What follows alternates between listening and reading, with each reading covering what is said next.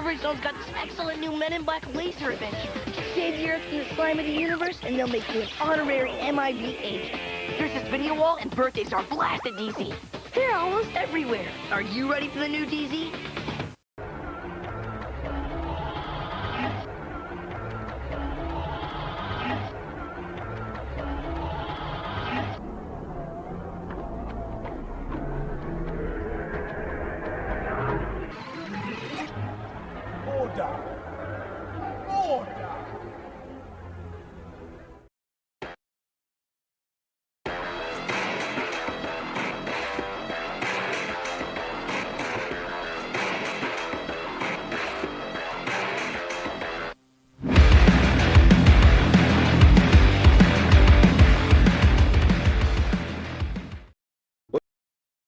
What do you do with a bunch of cops like these? One's a kleptomaniac. One's a compulsively violent ventriloquist. One's addicted to danger. And their leader's a transplanted Cajun who makes up his own rules as he goes along. What do you do with a bunch of cops like these? Give them a psychiatrist and pray. Okay, I like that. Yeah, fantastic.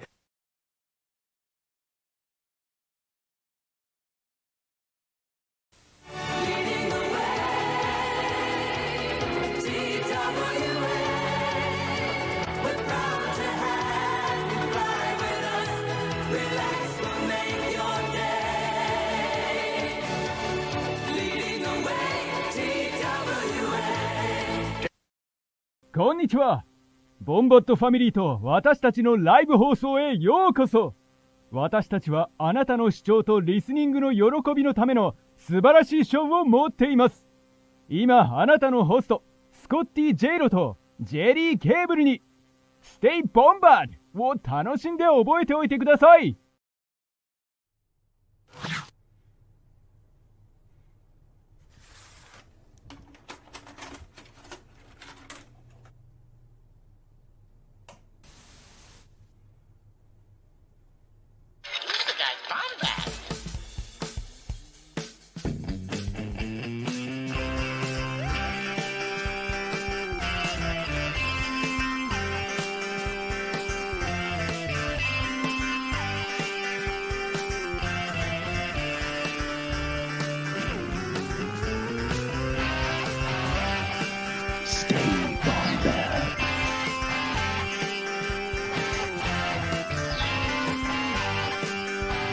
Welcome to the Bombad Cast. Another Thursday here at the Bombad Cast, starting an hour later than normal. We're working out some new times with Jerry and his work schedule. My name is Skakakati J-Ro. I'm glad to be here. Welcome. Super happy to have everyone here in the live stream. And of course, everyone patiently waiting backstage doing Molly. I love the fact that I get to hang out with y'all here every Thursday. It's an absolute privilege and honor. And to think next month it'll be 6 years of doing this is absolutely insane. That being said, we're going to get started pretty quickly. We're not going to beat around the bush unless it's an attractive woman's bush. That being said, let's bring in the one and only Chris. See Chris's face just now. I wish he was on it. Jerry. Hey, what's up? You busy? You texting? I'm looking at women's bushes online. Okay, me too. All that being said, we have a wonderful arrangement of guests. We got Scotty Holiday, Chris Rylands, Let's just bring them all in, and we'll just get started. Let's do it.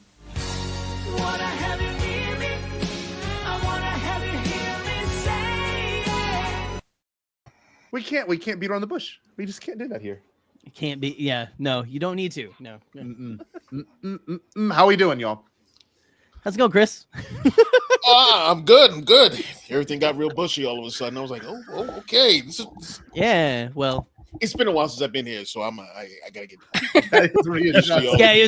You got to get reacclimated to definitely the Bombad, altitude for sure. Yeah, absolutely. Oh, I love that, Scotty. How are you? I was wondering when Bombad was going to start covering Andor, and little did I know I was going to be a part of it. So That's I'm right. excited to be here. The whole thing. The whole thing. You get the full coverage. And what's going on with you? I'm doing really well. You know, beating around bushes, doing Molly. the usual. Is it? Yeah. The basics, right? On a Thursday night, of course. It's easy. Well, glad to have everyone there. This wonderful Bombad Thursday. Obviously we're discussing Andor season 2, and it's been an absolute trip being able to experience the show from beginning to end, even Andor season 1, and of course Rogue One as well. But yeah, I think we should just start off with like anyone watching this obviously knows that when you cover this stuff, I know Scotty's been covering it weekly. I know a lot of people's channels have been covering it weekly. And I just have to ask you, did you enjoy that adjustment or no? I just got to ask this for anyone that also watches this stuff too. My immediate thoughts are no. Okay, that's fair. Okay, Em, what did you think of the well, you didn't really cover anything, but what did you think of the consumption of this? I liked it. I liked having 3 episodes a night, or a week for one night. I found it was a really great balance between episodic release and being able to binge. That's because fair. both things have their advantages, and I just felt like it was kind of the best of both worlds. Beautiful. Okay, Chris. Look, It's not beat around the bush here. That does not beat the bush around, Jerry. We won't. Look, you can give me 17 episodes a night and I'm good. Like, my thing is just gimme. I don't care. Yeah. Just gimme. Give me them all. And I'm going to watch them. There was one week in particular, I think it was the second week, and the episode, I mean, they were all like, just absolutely fantastic. But there was, I think I was on the 4th episode, and halfway through the 4th episode, I was like, damn it, I only have 2 more to go before this is done for the week. Like, I was like that. Like, I have no, I'm a glutton for Star Wars stuff. Gimme. So you loved it. You loved it. Did anyone fall asleep? No. I fell asleep a lot of times. Maybe I'm just an old woman. I don't know. I think it was the first or second week I did fall asleep, but it was because I've started this new schedule. I was like, my sleep was already kind of like messed up and everything like that. But I, like him, I enjoyed the release schedule. But it's probably because we weren't covering it. We had decided ahead of time, couldn't do it because you were in Japan and everything. Like, well, why are we gonna? Let's hold off until the very end and stuff. And then me and you, we had missed a couple weeks, so we wanted to talk about Light and Magic and other things like that. And so I think it was because we did that is why I think I was like, oh, it's nice having a movie every week. It was an almost 3-hour movie every week. Yeah, it was special. I'll say that. Yeah. And I did find myself really enjoying it. But there were also times where I was like, I don't know, I felt like I was watching Johnny Carson, and I was just like, oh, I need to wake up. You know what I mean? Like, I was drawn in. But there were moments where I did get a little sleepy just because it was late. It releases here at 8:00. And like, by the time the full run's over, it's 10:45, and I've just had an emotional experience. You know what I mean? Like it's not the kind of show that's like The Mandalorian. You're like, oh, okay, happy. Oh, I like this. Yeah, no, You're just like, oh God, I'm emotionally wrecked. But honestly, better. It was better than doing the weekly release. The arcs were brutal. Those arcs were brutal. Yes. Yeah. Were at Andor season 1. You know what I mean? I would have been upset if some of those like ended the way they did, and I had to wait another week. Shit. No. Yeah. Maybe I just like pain because I love the episodic release, and I love and hate that feeling of when it ends. It's like, no, I want more, but I don't have more. But yeah, I guess I did appreciate having the movie, but like on a creator, like I get off from work, I watch Andor from 9 to like midnight, and then I have to podcast about it until like 3 a.m. So at that part, I didn't love it, but I don't know. Maybe I'm just an old soul and like a slow weekly release schedule.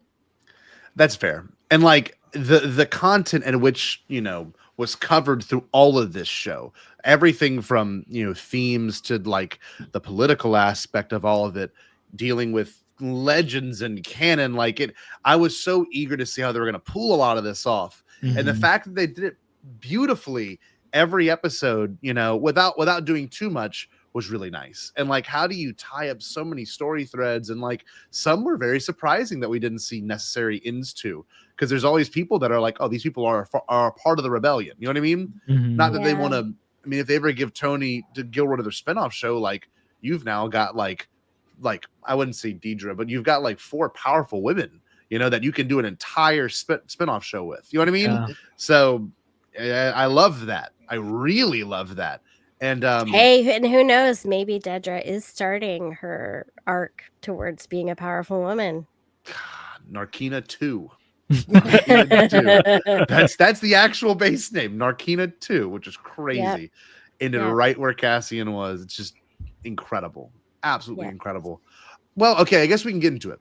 I guess we can really look at it and take a second to analyze it. When this show was coming out, and we knew we were getting a second season, all that stuff, and we were all very excited for it, obviously. Did you think we would go where we ended up? Does that make sense? Did you think we'd see the Gorham Massacre? Was that on anyone's plate, leading up to this? I know a lot of people were predicting that we were going to get to see it. I mean, I am famously not a prognosticator. Like I am here for the story and wherever the writers want to take it. Like me, I like the feeling of knowing that, like none of this is up to me. Yes. And I just get to sit down and get taken on a ride of like wherever the storytellers want to take me. And it was an especially pleasurable experience this season because the quality of season 1 had been so high. And I knew that they were going to do amazing things and that I was going to get to go on like an emotional journey and something that would challenge me, like emotionally, mentally, while also being rooted in really, solid, familiar traditions of storytelling. I think sometimes we forget that, or we don't talk about the fact that, tropes can be so enjoyable. Oh, yeah. And, a lot of people focus on, especially in Star Wars, like doing new things and trying new things and trying to break away from what's been done before. And I think sometimes people lose sight in those discussions of how comforting it can be to be told a familiar story and a story where you sort of know the beats already. And I love the way that Andor swirled together, traditional story beats and like really sort of folkloric structure with the unexpected. Yes. And with, a character driven story where, it was like you couldn't always know for sure what choice the characters were going to make. And that added an element of the unexpected. And it was nice too, knowing that we would see some of these characters again. So like where do they end up, or how do they end up where they end up? Right. Like Young being shot outside was just crazy to me. I was like, this man had a wife and kids. He was trying to get the hell off this planet. And then Luthen's like, too much. Bam. Yes. I knew he was not getting off of that bench. Yeah, no, I knew it was going to, as soon as Luthen met with him, I knew he's going to get the information. Like, especially as soon as Luthen started grilling him and basically being like, okay, let's stop messing around. Like, gimme. And then I was like, okay, yeah, he's going to quietly dispose of him. I was so naive. And really what that does. I really thought Luthen was going to go to Yavin and take Lonnie with him. No. Whatever. No. Well, and what this does is that saves Young's wife and kid. They have no idea. Yes. And exactly. with Young being dead, they're in the clear. Yep. You know, Yeah. so like pretty much, you know, Luthen did save his wife. That's wife true. did. It just he wasn't going to be there to see it. Yeah. Because if Lonnie had started running, he would have been a target, and he wouldn't have Mhm. left without his family, which would have made Yeah. his family a target. Yeah. Yeah. 100%. Now they're somewhat innocent, you know, that they're I guess the child's father, you know, is like he was some sort of, I guess, spy or op, and like I hope they don't question the kid and the mother, and I don't know. I like the idea that Lonnie was just killed and not being someone that's a point of interest that's going to ruin these people's lives. You know, obviously Tacoma, that was a crazy death. I didn't think it. I did not think it would be like, let's get in the taxi. You know what I mean? Like drive you off to the farm. You know, I really do think as well that Cinta, I totally think Cinta crashed the thing. Like I think it was a death. She jumped out of it and crashed it and made it look like an accident. Because the first thing she says, Vel, is like, I was injured for a while and I didn't want you to know. And I was like, oh God. Of course. Ugh. Of course. And that take home turn was one of the bigger shocks for me, because I loved how they characterized him in that first one. Like, oh, Mon has like this wonderful secret friend that she can go to, and then he becomes an asshole. But it was so thematic though, but it was so thematically like appropriate, because you know, in season 2 is when things heat up, obviously, you know, when everyone has to make their final decision about where their loyalties lie. And when you're in a time like this, when you're in a time of revolution, or you're in a time of having to challenge the status quo and being confronted with the fact that you might have a part to play in breaking oppression, there's always going to be people who are willing to pay up to a certain point, and then they won't commit any further because you know, they get cold feet and they're not able to fully give everything. Like basically this whole season is about like, who's willing to give everything for this cause, right? And what is like, what does everything mean to them, right? God. And Tay became a what I call a liability, and he had to go. He did.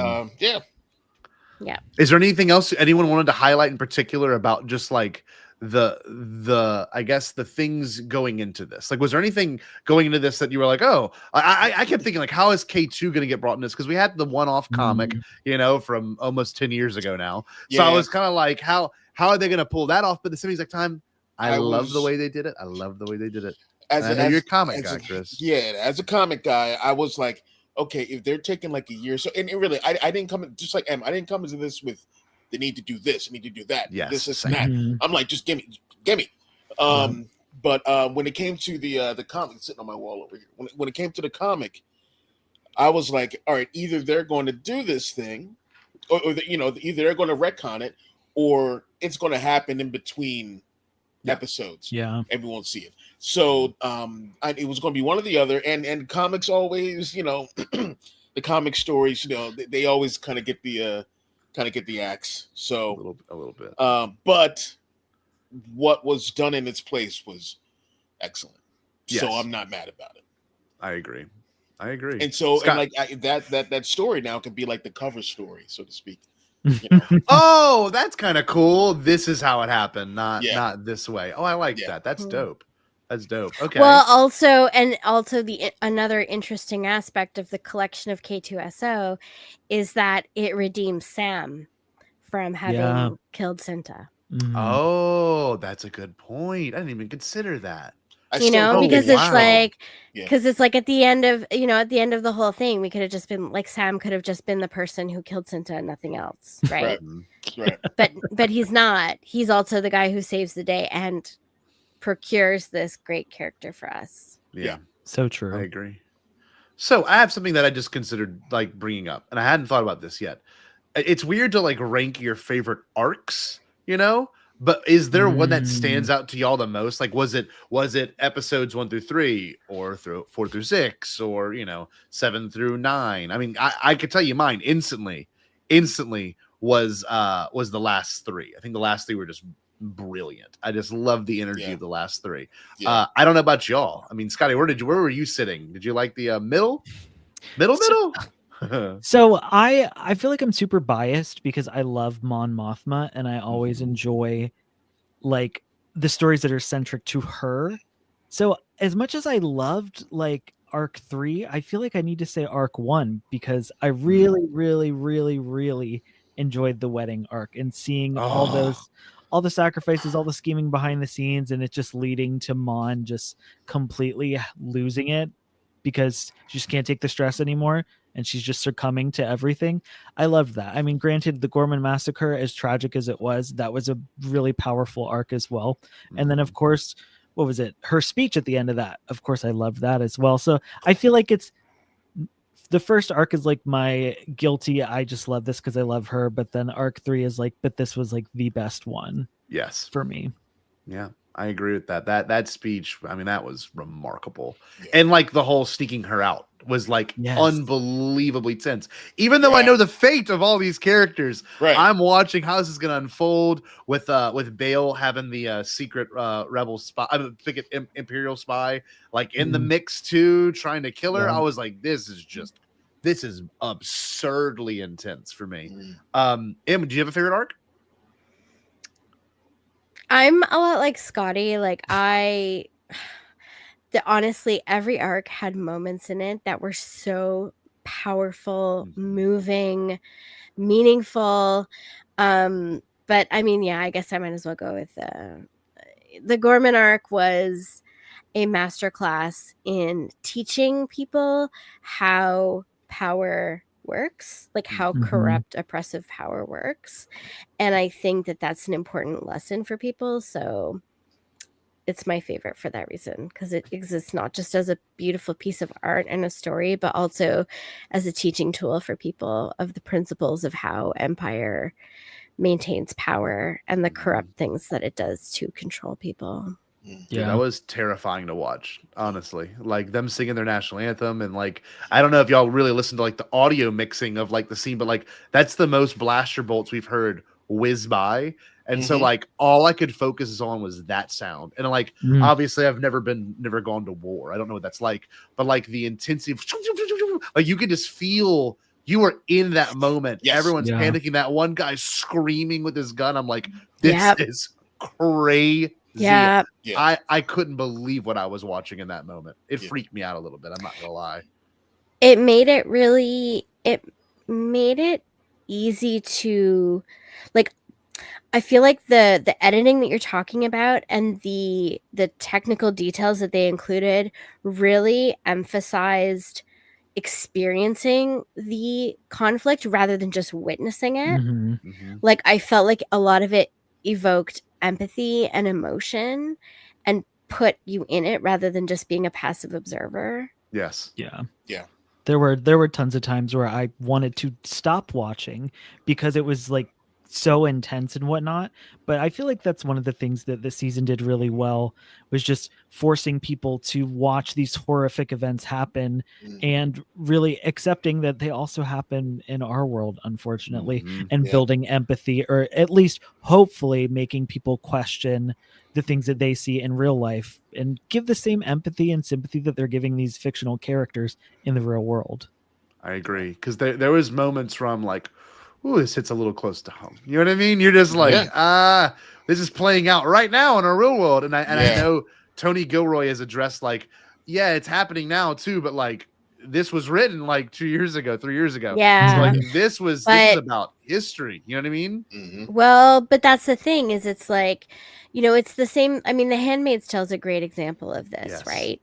Like when, I mean, I'm sure a lot of people here know this, but just for people who don't, you know, when Margaret Atwood wrote The Handmaid's Tale, she made the conscious choice to only put things like she built the system of society, like she built Gilead using only things that had actually been used in human history across different societies to control people and to control women.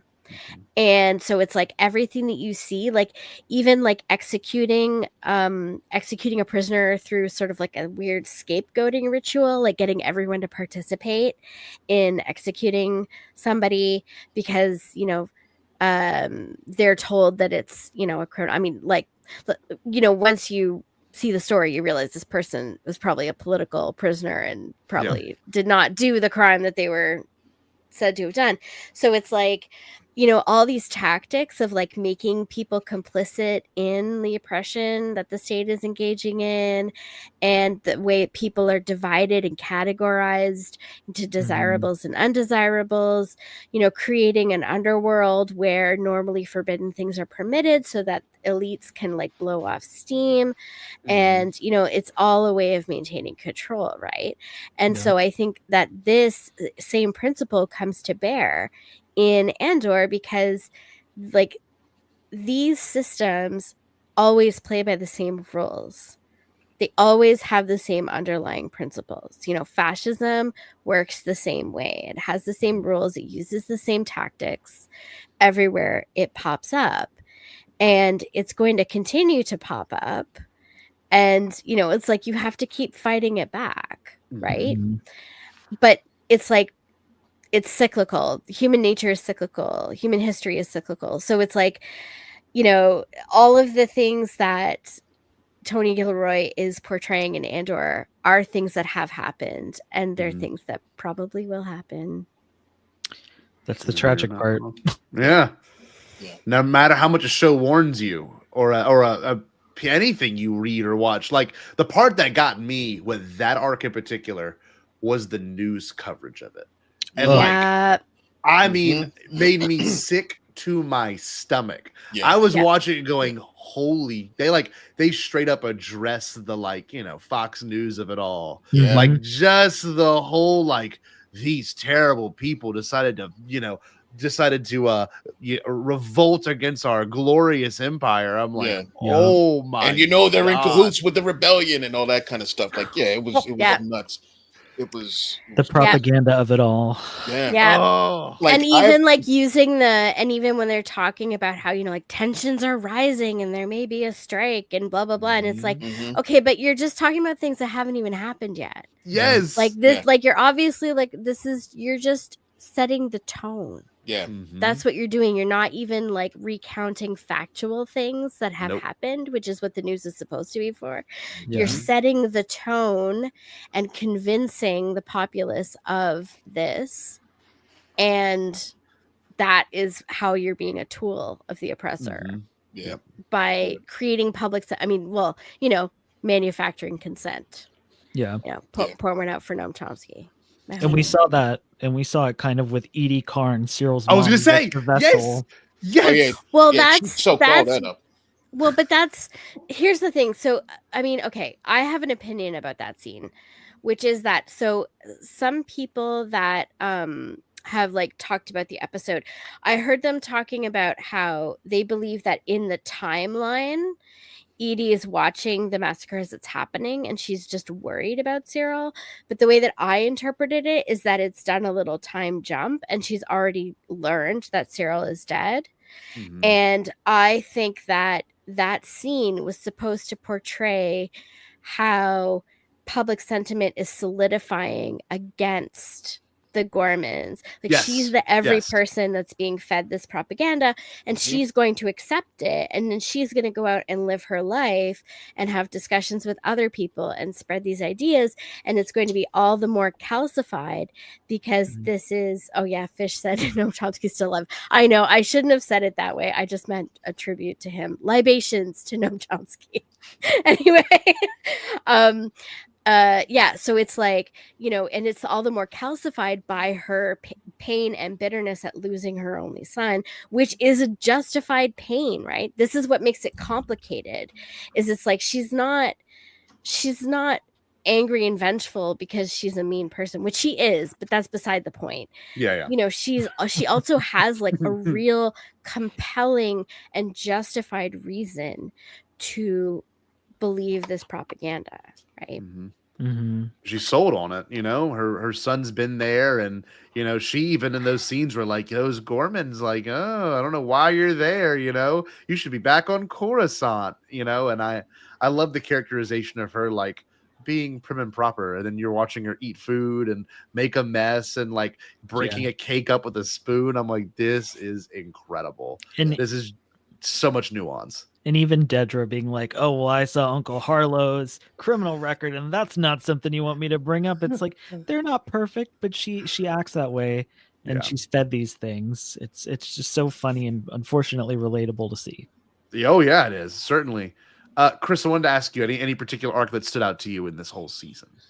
It's going to be bits and pieces of each one that really stand out. But if I had to pick one arc, and for a particular reason, it's going to be the Gorman Massacre arc. Yeah. This is like the first time, like after anything Star Wars related, I had to stop after that episode, and I needed a moment to just like just take it in, because I was so spent. Like Claire and myself were like texting back and forth, but like it was just like holy shit, it just like just how wrecked we were like after that episode. And it took a bit to get me back into it, because like when Rogue One came out, I was already in a headspace of where we were as far as society. I was like, yo, we're so headed here, like we're headed to this, and I'm like, this is just hitting a little too close to home, to the point where I couldn't watch Rogue One that like a lot, because I'm like, I see this is where we're going. This series, I'm like, holy shit, we are in it. We are here. Yeah, we are here, and it's much. But yeah, that arc's going to be the one to do it for me. But I think my favorite is going to be the final arc for sure. Me too. Because it, like, there's hope there. We know what's coming. And those kind of things that we all need to sort of cling to nowadays, and with everything that's going on. So yeah, it's very important, and I'm glad that Star Wars right now has the cultural zeitgeist. Like, I've got people at work asking me questions. I'm like, this is kind of cool. Like, obviously these things ebb and flow, right? These things do change. Like Acolyte, when it was canceled, like I heard more about its cancellation than I didn't even hear about friends talking about it. Heard they canceled that show, and I was like, whatever. You know what I mean? Like, I wish I could explain like how frustrating that was. But then you've got a show that was marketed as prestige Star Wars, and it's getting a lot of prestige acknowledgement now. To kind of play the devil's advocate here, I don't think all Star Wars should be like this at all. No. While I do like it, and while I am impressed by the total design of it, the absolute the real feeling of it all. Yes. Kind of like the whimsy. I like seeing more creatures. I like fantasy. That is the beauty of Star Wars storytelling, is that there's so many genres, there's so many flavors of storytelling that you can do. It doesn't all have to be like this. And like a lot of fans out there need to, or even casuals need to realize, not all of it has to be like that. It'll be very dour if it's all that realistic in this galaxy far, far away. Like, come on, like you need the fantastical as well. And things like that. I like what Steve said here. I'm still waiting for a full-on comedy. Yeah, me too, Chris. I want like a Step Brothers level comedy, just like something so unhinged and just like a little upsetting and uncomfortable. Like, I want something like, I want funny, like, and obviously K2 showing back up. I gotta love. I mean, that was some of the best beats to me in the whole series. Was just like K2 that when he went to wake up Cassian, and I just love that. He's like, I still don't understand how to wake up someone. I'm just like, that is so funny. I'm like, I mean, like a full-on story where it's straight comedy, and it could be in the age of the Empire, or it could be wherever, and it's just a full-on comedy. It can be done. It can be 100%. And I think.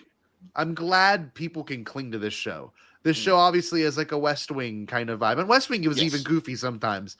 Like, I mean, it's certainly its own, thing right now, and I'm glad I've got coworkers asking me about it. What do I think of it? You know, what's the whole vibe from it? That why can't I watch The Mandalorian this way? I'm like, well, there's different. It's not that story. It's not that story, and that's okay.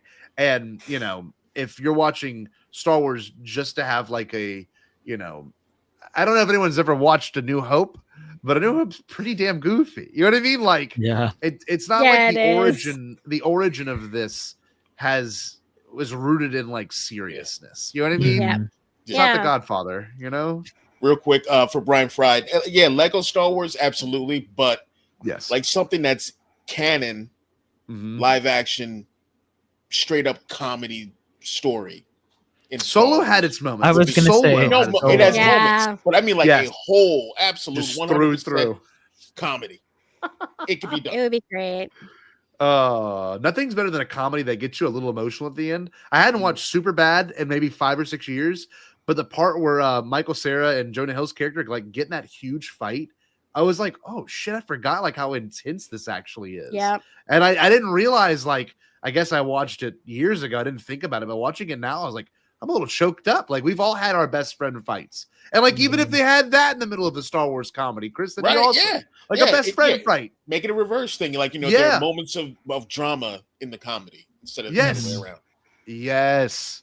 Yeah, no, I did love this show. And I do love this show. I'm kind of sad we're not getting more. It was pitched as a 5-season show. Yeah. And it's freaking awesome. They would have been super old by the time this thing was over. Yeah, exactly. Like, Diego would have been like, oh, my back, I can't do this. You know what I mean? Like, it would have been literally. It would have been bad. It would have been bad. And impossible. But so like obviously, I don't know if there's any particular moments. Obviously, we looked at the Gorman Massacre and we talked about that. I do like Cyril Karn's death an awful lot. I hate his realization though. That made me kind of sad.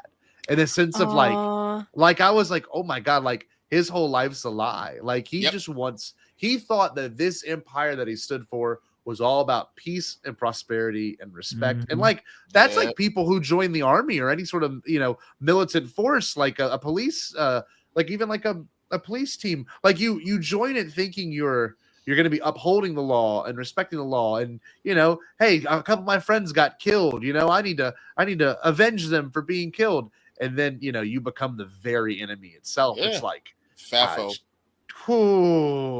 Crazy. It was crazy watching him look around in silence. Yeah. Probably the best performance like in all of Star Wars. Fafo. Like, I'm not kidding. That performance of Cyril Karn is the best, personally. I don't know. This show has such incredible performances. Like some of the best acting performances I've ever seen. Ever. In anything. Yeah. Like these people worked so hard and they just ate. They had. I completely. They ate the whole scene up. They left no crumbs. I hope it gets an Emmy. I hope it gets an Emmy other than visual effects or costume design. Right. I hope the Emmy is full on. Like this Emmy is for writing all of it, all the prestige things, all the things you don't really associate with like Star Wars at this point, and like that can put Star Wars on a really nice area again. You know what I mean? And as long as they don't try to make everything just like that. Yeah. Yes. Yes. Yeah, you know, there's room for Tony Gilroy stuff, and there's plenty of room for like Dave Filoni style stuff. You know, and more new stuff. You know, more new stuff. The next shows that are announced are Shadow Warrior and Ahsoka season 2, and at this point, we have nothing else on the slate in terms of Disney Plus live action. Even like it's crazy. That's kind of terrifying. Back to the movie theater, right? So like my favorite, like truly my favorite moment of this whole entire season was the entire Luthen and Clea flashback episode meets, you know, real time. Why does she feel such a, you know, ownership of him? You know, why do they love each other in a very real, like we're both going through this kind of way? And, you know, the flashbacks honestly gave so much more context to Luthen. Don't get me wrong, but Clea being the vengeful one. You know what I mean? Clea is the one that is the true, you know, I am the leader of this rebellion. I am literally a leader of the rebellion, and none of you even knew I existed. Same with Luthen. But like we all last season were like, oh, Luthen's a man. and then you see him kind of showing, some fault there. He's not. Yeah, that was really impressive. The senators in that council, like, once again, really started to piss me off. I'm like, here we go again with these a-holes. Like, come on. Like, do you guys not watch the show? Do you not see what he's doing? But the rebel council. Yeah. I know. Like, but I get it. Like, they are terrified. Of And, course. and it's really hard to trust. Mhm. But everyone's there for the same thing. You gotta, there's got to be a level of trust. Yeah. And and Cassian was right. For all the shit that Luthen had put him and Vel through everyone, you guys would not be here if not for him. Yeah, that's right. Yep. Yeah. They should have shown her, shown them more respect. And Clea, when she got there, she should have been like VIP. 100%. Yeah. And she got the complete opposite. Yes. Yep. It's just so crazy to me that, like, I don't know. I've never considered the origins of, like, the true origins of the United States, in the sense of, we know our historical read in the history books origin, but, like, there are probably some secret players that started this, rebellion here in 1776, or even, 100 years before, right? And, like, there are people in history that we'll just never know about, and that's so sad. Yeah. We'll know about the iconic George Washington, but, like, are we ever going to learn about the people that built him up to that, general status? Right? I don't know. I love that. I love that we see this now in Star Wars, where, like, there is direct lineage as to how the Death Star plans leaked in a way. You know what I mean? We thought when we're watching Rogue One in 2016, we're like, oh, that's how they got there. No. It's even deeper than that. It's because of an ISB agent that was digging through a little too much data. They found out the energy. It wasn't for energy. It was for kyber crystals, which was told to Young. Then Young told Luthen. Then Luthen killed it. Like, it's like just boom, boom, boom, boom. And we get to this point, where we're casting us to kill Tevik, I believe was his name in Rogue One.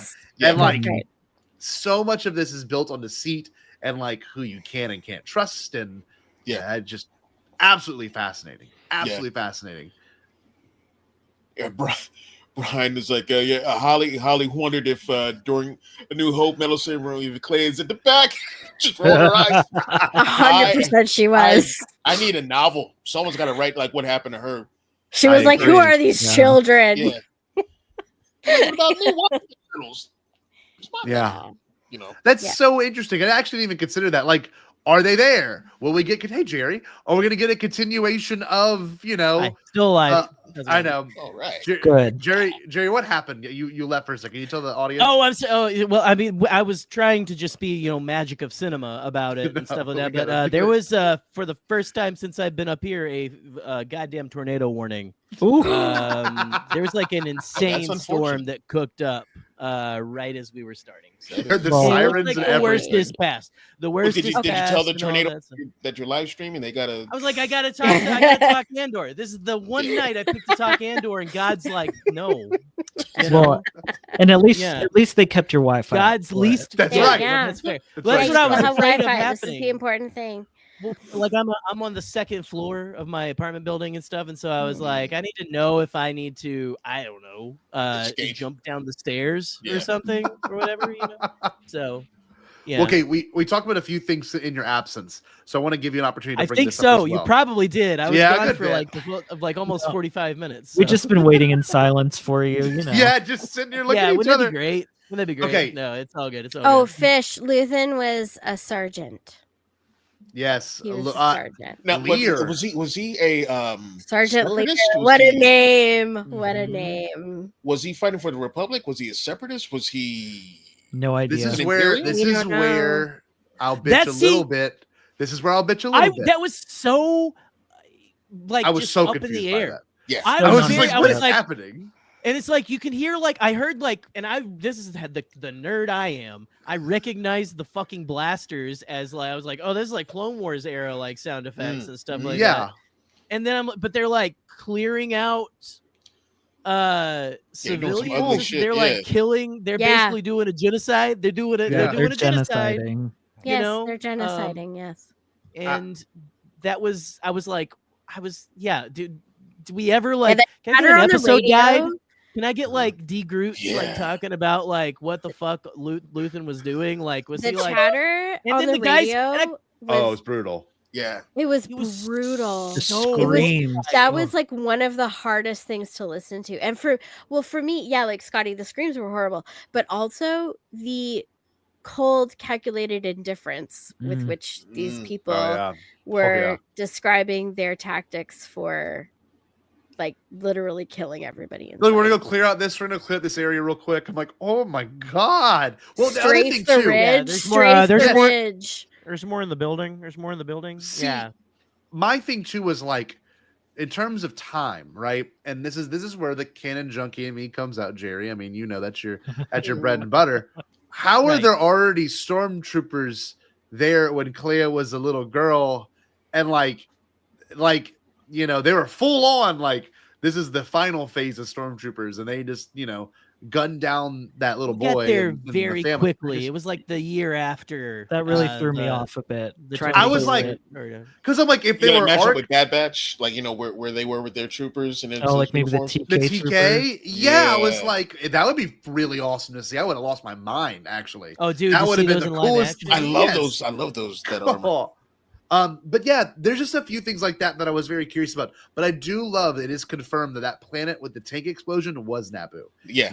That no doubt. I No fuck doubt. with. No doubt. I Yeah. love that because it's Sheev's home. You know what I mean? Yeah. That's where Yeah. that's how you get the attention of an emperor. You bomb his home planet, and like I just that was awesome. Or like even the tensity of the whole pushing the button moment, right? I was like, what's this button gonna do? I'm like, it's gonna be pretty awesome. I thought it was gonna blow up just Luthen's shop. I thought it was just gonna be like explode it from the inside. But the fact that it blew up every ship on that hangar area, I was like, this is nuts. Yeah. Who knew that? I've been complaining forever that I want to see Naboo again, and I was like, who knew that we would see it again in Andor of all places? Exactly. Oh, and it was so cool. It was such a cool moment of them, don't look at me, don't look at that, don't look over, don't acknowledge it. I was like, oh Yeah. Jesus, like he's training her up. And like, I don't know. But I also, love- but also, I feel like he wasn't ready. Like he saw that she was That's going right. to push the button, Uh-huh. but he didn't actually let her push the button Mhm. because he wasn't ready for her to become a murderer. Mhm. Yeah. Yeah, I'm gonna need that book too. I need. I was gonna say, Um, I need that. Yeah. I need that as well. Yeah. I'm I- curious if we'll get any of that in the Reign of the Empire sequels of any of these characters. Now they can, right? That now the story's fully told. You know what I mean? Like, I'm sure they have more, pun intended, free reign to actually, like, you know what I mean? Like, tell these stories, right? Yeah. Jerry, I didn't finish asking you. I'm sorry. What was like was there a particular arc that like that's my shit? I love that, or man, that spoke to me. What was it? Was there one in Well, particular? I mean, the most powerful one I think was the arc right before the final one, the Gorman massacre. So arc, we all kind of obviously. agree on that. Yeah. I mean that's I think the most important one. This one though, this last arc where we had K2SO and everything back, this is where, and this is why, sure, I'm probably a pew pew. We said this earlier. You missed this. We actually. I see. I got to miss the bitch session. So here's my. It's turn to okay, bitch. bitch. I baby. almost died. Let Go me piss, say girl. this. Here we go.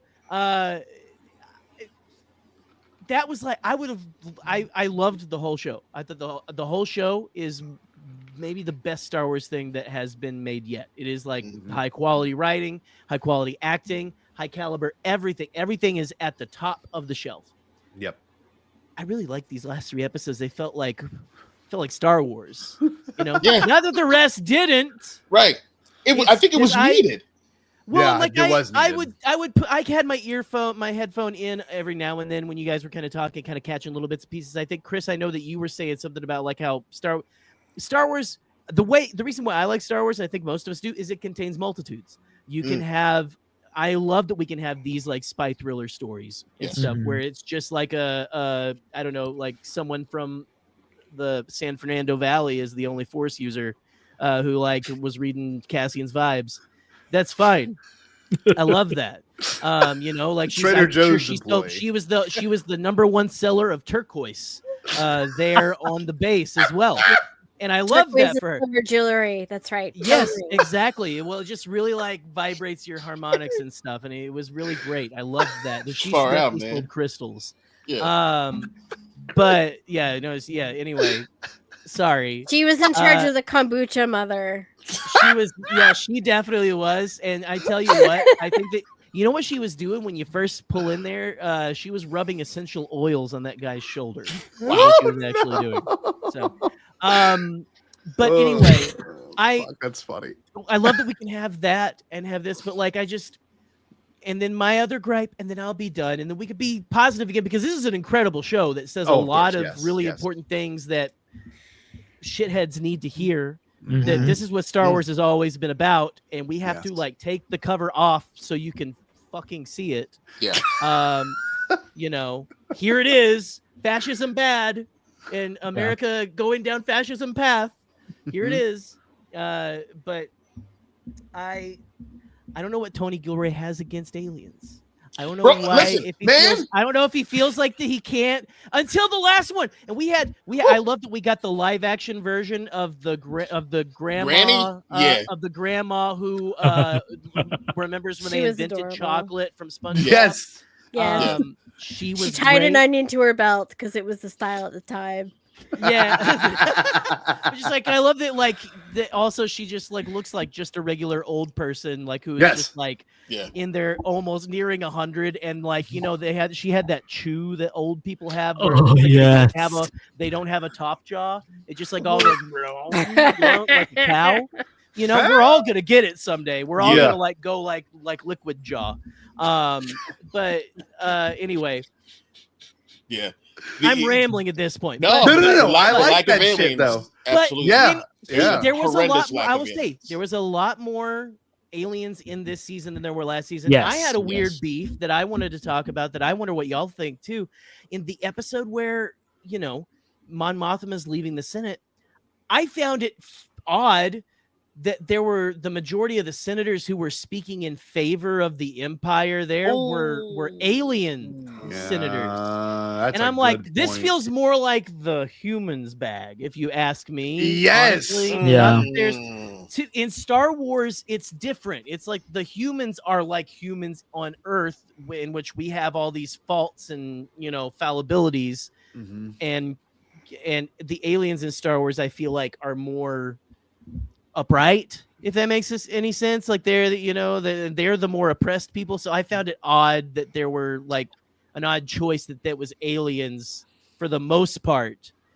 I don't know. I know maybe he was saying that like that's like a very devoid of humanity thing, but that's just not like the way Star Wars uses aliens. Yeah, that's not the way Star Wars uses aliens. So I was like a little thrown off by it. I don't know if anyone especially because canonically the Empire does not like non-humans either. No, they gave Thrawn shit, right? Like Thrawn had problems and stuff like that apparently, and stuff because he was a chiss and things like that. All right, hold on. You bring up a good point. I'm gonna bitch about one more thing. I love y'all. Y'all know that. I got one more. I have one thing I have to bitch about. Just really. I want to talk about the good shit too because it's. So I know we will. We will. I know. Touched on a lot of stuff. I'm gonna make sure I'm not on camera when I say this. Oh God. Who the fuck is this guy? Who the fuck he's Baltinian. Is this dude? He's the opening act. For the Senate. Before the Grand Vizier gets there. Yeah, he is legit a Baltinian. That is straight out of Men in Black 2. Look at that. It's the Pledge of Allegiance. But yeah, pretty much. But like Masamune. Listen, okay. No, that is my man Zorblat Scroat Throat, and I will hear nothing said against him. Oh, it made me so mad. And there was like no Imperial guards. Like there's just so much you could do. But it looks like the thing from Alien. I mean, from Halo. The Prophet of Truth, man. It does. It looks like what's his face from Halo. It's protein stuff. It's no. What the fuck is this? I bet his tongue does not do what Masamida's can do. So yes, No. ain't Yeah. no way. Yeah, Long yeah, and but he's just the opening act. important. Masamita was coming up next, but that guy, he's the hype man. He's Flavor Flav. And That's Flavor Flav. Give me my signed Masamita merch. I don't want Nice. that guy, Very right? cool. I just want to see Masamita. That's it. We know he's there. There was actually I was gonna make like a Ted Cruz joke, but it's stuff about how he was like he had to go to a tropical planet because there was a snowstorm on his planet or something. Oh, During all okay. this. Right. wow. But I think that is more a that's more like the senator of Ryloth and stuff, isn't it? So yeah. But like that's another He's thing. more of a Ted Cruz. There was like no legacy aliens either, right? I mean, I think that wasn't there a Once Biff at again, one point? no Wasn't there a Duros. single Biff? There was a Biff when there was going There down the were stairs some. and Cassian I've went seen up. a couple that were from like the background on TLJ, which I love Yes, TLJ. sure. You know? Mhm, yeah. I saw some of them in the party scenes, like Yes. mainly the where Mon Yeah. Mothma was having a party, Mhm. you know, at her house at the embassy or wherever that she lived in. Mhm. I saw someone online post a picture of a Twi'lek supposedly in the background of a scene. I did not see this myself, but If you squint really hard and AI. look Yeah. look at that over there, yeah. Yeah, like from the back, I think you saw like a little bit of the head The tail. head It's like, tail. like zip But- past. I think that speaks very true to everyone on this screen and people that are watching us talk. Because I think all of us are big fans of that kind of Star Wars. Like I love creature design. I love the world building, especially of like the pod race scene, right? Like all of that was really beautiful world building. Andor does just that. The wedding scene was one of the most like ritualistic, so cool. It made me question like how our modern weddings, like what is the root of our modern weddings? Like let's walk into the circle. I was like, Honestly, it made me think about like that is one of my favorite things about watching sci-fi yes. of any kind is seeing how these rituals are dreamed up by the people who write these stories, and trying to imagine what a wedding ceremony would be like in this so other cool. culture was so cool. Like I loved it. I loved everything about it, because the thing is about rituals is everything about them is chosen intentionally, right? To carry a weight of meaning. And so everything about this ritual is going to tell you something about Chandrilan society, and it's going to expand your understanding just through this one, this one small gesture can expand your understanding about what this society values. Yes. And what's important to them and where they put their emphasis. The Circle. the true idea of like we are now one family. Like I know we are two different powers of families, but we are the wealthiest families on all of Chandrila. But like the idea of them joining into a their own circle, and like it's truly united. Like I know here, I remember my wedding. It was like I had to acknowledge my future father-in-law, and there's a lot of how do I say this? There is a lot of very important emphasis on the ideas behind all of this, and like you said, with the rituals, like some people go to mass and they don't even understand the ritual of what mass is, or some people go to a movie, which I believe is a form of ritual. Like there is a ritualistic nature to seeing a play. Like all of it is ritual, all of it is sacred, all of it is supposed to make you feel more immersed, and like to get that side of it was really cool. We've got some Star Wars rituals, but like that one in particular stood out to me. Just the energy of all of it. I felt very trance-like. I really liked it. I don't know. And I liked how they incorporated the idea of what you say being scripted. Like how there's like a call and response. What's his face takes the knife and is like, I will not give this knife back. Yes. And then Perrin responds saying like it's yours or whatever. I don't do with it as you wish or something. Yeah, do with it as you wish. That's right. Yes. I love this is like the shit that this is Perrin's shit. Apparently, this is like Perrin's the only shit. thing he cared about was this wedding, which is kind of like, as a girl dad, I kind of respect it a little bit, even though he's a piece of shit. I get it. I was like, all right, bro. But you know all what? right, game recognized game. Okay. Here's the interesting thing is like, okay, yeah, like Perrin on some level is a piece of shit. Well, here's the thing. We see that what a piece of shit he is by how he treats Mon, right? Right. But at the Yes. wedding, like I truly believe that what he said was genuine. I And agree. I really appreciated how like because it made me wonder how much of Perrin's personality is a reaction to being constrained in the way that he is constrained by living the life of somebody who is married to Mon Mothma, right? And so it's like this wedding, this speech is an opportunity for him to just be himself, right? And Yeah. to convey, you know, his values in this moment. And he surprises us by being somebody who can be very present and you know can take joy in things and savors you know the pleasures of that life can bring, which is often something that we don't associate with villains, right? Like truly villainous people, they don't have joy, they don't feel love, you know, they don't appreciate simple pleasures, you know, those are very common like indicators of villainy. And so the fact that Perrin, you know, can do those things shows the complexity of his character. And I like that they made that choice to make him more than just, you know, the asshole that stuck with Mon. Of course. Yeah. The whole first season, I'm like, why? Like, why are you with this person? You know what I mean? Yeah. This Yeah. dude is terrible. You But know? also in his defense, and I hate to be like that in his defense, because I was not a huge fan of him nor Leda.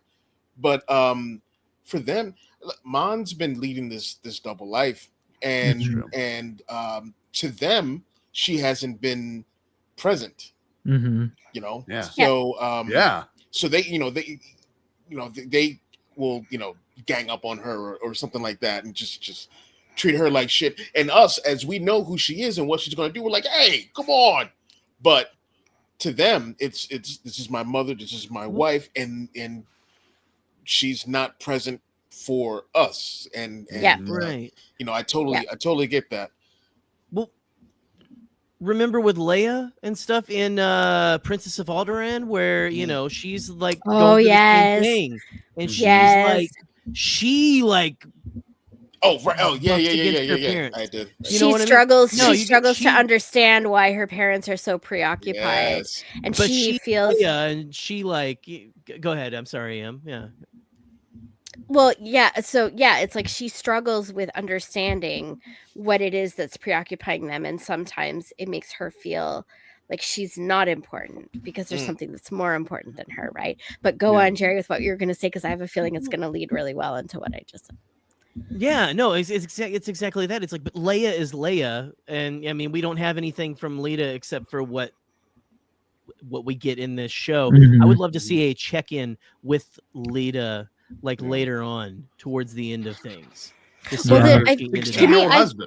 me that book. I feel like the tragedy of Leda is that she has that kind of certainty of youth that only life experience can cure. Good Lord. Well, Right? you got to realize this too. We all know this. We've all seen there is a literal rise of the youth today in fascism, and they want to go back to the traditional ways. And like, I don't want to bring up anything about my to it. Little like that, and like the big thing with, and this is very random, but it's going to play into it with the most recent pope that was elected. Like everyone was super worried that it would be a conservative pope that was going to come in and make the mass go back to Latin like it was pre-Vatican II in 1963.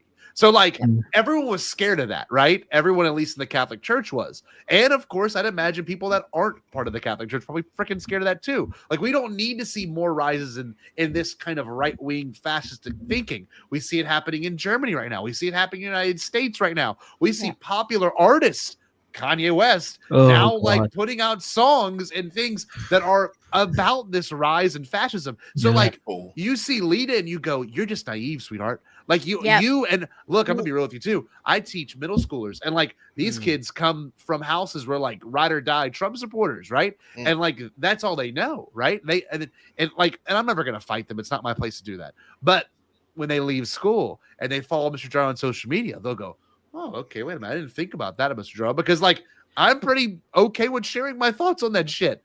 Or if they tune in here, you know what I mean? So like Lita is a byproduct of everyone around her being like, "This is the way to do it." All of her friends are like, "Yeah, girl, that wedding dress ate," and like they're all crying, they're all freaking out for her.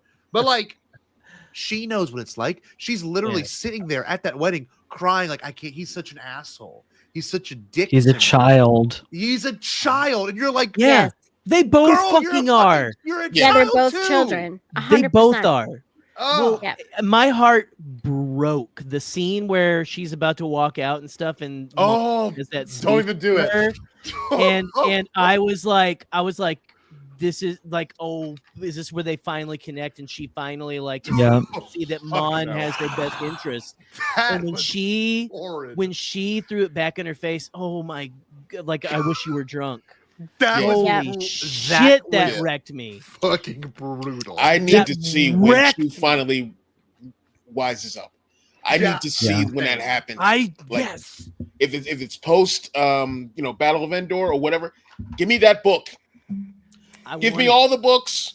I want to see. What is she? Does she like Perrin and his stepmommy? Was it Davos Golden's wife? Or something? Yeah. Stepmom, mother-in-law. Look, I think we can all speak to this. I wouldn't say I grew up sheltered truly, but like I went to the same like private Catholic school kind of places from when I was a little boy until I graduated high school. The second I got to college, I like met my first trans person and I became friends with gay people. And there was Indian people on campus.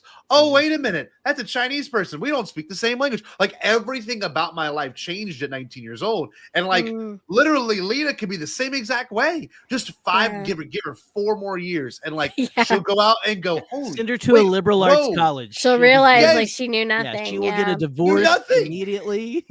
I knew nothing. So about Perrin with Davos's wife, I think that did not surprise me at all because it's been made clear that like it was an arranged marriage, and in those kinds of situations, like you don't really expect fidelity, right? Like in a lot of ideally in societies that have those kinds of arrangements, people learn to make the best of things, and they also, because it is possible to like build authentic intimacy over time. So oftentimes those types of cultures have primed people not to expect, the passionate, connection and the infatuation and stuff in there. They're very like, they prepare people to learn that, you learn how to get along by getting along, right? It's like every day you get up and you try and you work at it and you make this connection. But the thing is like, most of the like in a more cynical view, like there are lots of societies where there are arrangements, but the arrangements like basically mean nothing. It's on paper only. I mean, this is most notable among like royal families, right? Yeah. Right. That we're making like political alliances. So it's like if it's a political marriage, then it's like who cares about fidelity? It's not going to happen. Yeah. I don't. What I'm trying to say is, I don't feel like this is genuinely like a betrayal on Perrin's part, and I actually believe. I mean, does anyone have a thought on like why that shot was included of Perrin like just gliding around in his car? I think they were just showing where everyone had kind of ended up by then. But also, what's your thought? Here's the thing. So my thought is, I think that because so much of this show is about power and privilege and people's positions and about revolution and about how power can be broken and changed. Perrin is the most privileged person, and it just shows how his life doesn't change at all. You can have a massacre on Gorman. You can have this huge rebellion start amassing itself and strike a huge blow against this galactic empire. But there's always going to be the richest people in Coruscant gliding around in their limos, drinking their whiskey with their floozies, right? Yeah. Well, and they're not going to know, and they're not going to care. Yeah. She was hot. Listen, he lost his driver. They lost their driver not even like however long ago, like I guess a year ago. He's like just a new driver. Yeah, new guy driving around. Yeah. And like if you think about like that one episode in the 3rd season of Mandalorian, where what was that scientist's name again? Glasses. Dr. Pershing. Dr. Pershing. Oh, sorry. Yes. When he was talking to all those socialites in Coruscant and whatnot, they probably had no idea. They don't care who's in charge. No. They do not care. It's like they just keep doing their thing. We're still upper echelon. None of this matters to us as long as we're still living comfortably. Chris, I had that exact thought when we were like when Em was talking about that. I was just saying because that line that one guy has, Empire, Republic, it's all the same all thing. The same. Yeah, it's all the same. Well, and as we see in The Last Jedi, people are getting paid no matter what. So what do they? Yeah. So true. Great connection. Good guys, bad guys. I think one of my favorite things. We've kind of talked about a bunch of books. If you haven't read Mask of Fear, I keep talking about it. Please read it. It adds a lot of context to Marin and Mon and Perrin's relationship. I heard. I've started it. I need to finish. Oh my goodness. I need to get back on it. I had to stop because I'm like, this is getting too real. Just like the first couple of chapters, I'm like, this is way too close. Yeah, it's funny. It's okay. It's funny that you say that because I've got a lot of people that watch this show too, and obviously they love it because of what it is. But like all the social commentary I've seen and like kind of the shittier parts of the internet, like Facebook, really are all like, this has nothing to do with fascism. This all has to do with freedom of speech. And I'm like, I don't know. It's just a little insulting to like. Yeah. I don't know how someone can watch a show like this. That's so deliberate. And I'm going to be honest here. I love Andor, but it's pretty straightforward. Yes. You don't have to dig that there's deep. There's no mystery level at best. Every character, in a good way. Every character literally has a monologue that says exactly what they're thinking and what you should be thinking. And why fascism is bad. Yes. So like for someone to watch that and go, they're making commentary on this. And you're like, but are they though? People are always going to misread media. I mean, critical thinking is not something that people learn anymore, especially with the decline of the importance of the humanities in education. I mean, this is why it's so important to teach people humanities subjects and why it's important to give kids an education in English, literature, drama, even, not using Chat GPT. Oh, don't even get me. Let's not start. You know what? Okay, I'm going to throw a bomb in here and I'm going to do a super hot take. Scotty, is that okay? Or is it going to break your flow? You know what this show is? Yeah, come on. Let's have it. Break my back. The time has come. So, a lot of people, women especially, were nonplussed by the final shot of Andor. And I'm going to tell you why. Okay. Let's do it. So here's the thing. I understand how it is very seductive to let that give you a warm, fuzzy, good feeling. But I'm also going to tell you why it's problematic for people who love this show. And especially, like I said, women. Like me. Comme moi. So when Bix leaves Andor, I felt so good about it. I loved that story turn for her. Me too. And I loved how at that time the story of her character was that she believed what the healer said. And it also, but part of the reason why she believed it was because it reflected something or it elucidated something that Bix had been feeling already about Andor, right? Like about Cassian. And so I think that she let her intuition guide her to make this momentous decision and to sacrifice, this domestic happiness that she could have had with Cassian so that he could fulfill his destiny. And it was her making a investment in herself and in her own belief. It was her acting on her own convictions. And that's a really powerful thing to see any character doing. And the last shot of Andor makes it retcons that story so that it wasn't Bix acting out of her own convictions and in the interest of her own loyalty and strength and bravery. It's something that she did to sacrifice herself in order to nurture somebody else, which is a demand that is made of women every day in the society. And so for women watching the show, it felt like a betrayal. Damn, that's solid. I have not considered that at all. I'm being so honest with you. I watched. No, I know. Warm and fuzzy. And you know what though? This is cool. But you know what though, Scotty? That is so, like, I would say in some ways typical and appropriate because like that shot is made to manipulate you emotionally in that way to feel good about it, right? Mhm. It's supposed to be the happy ending.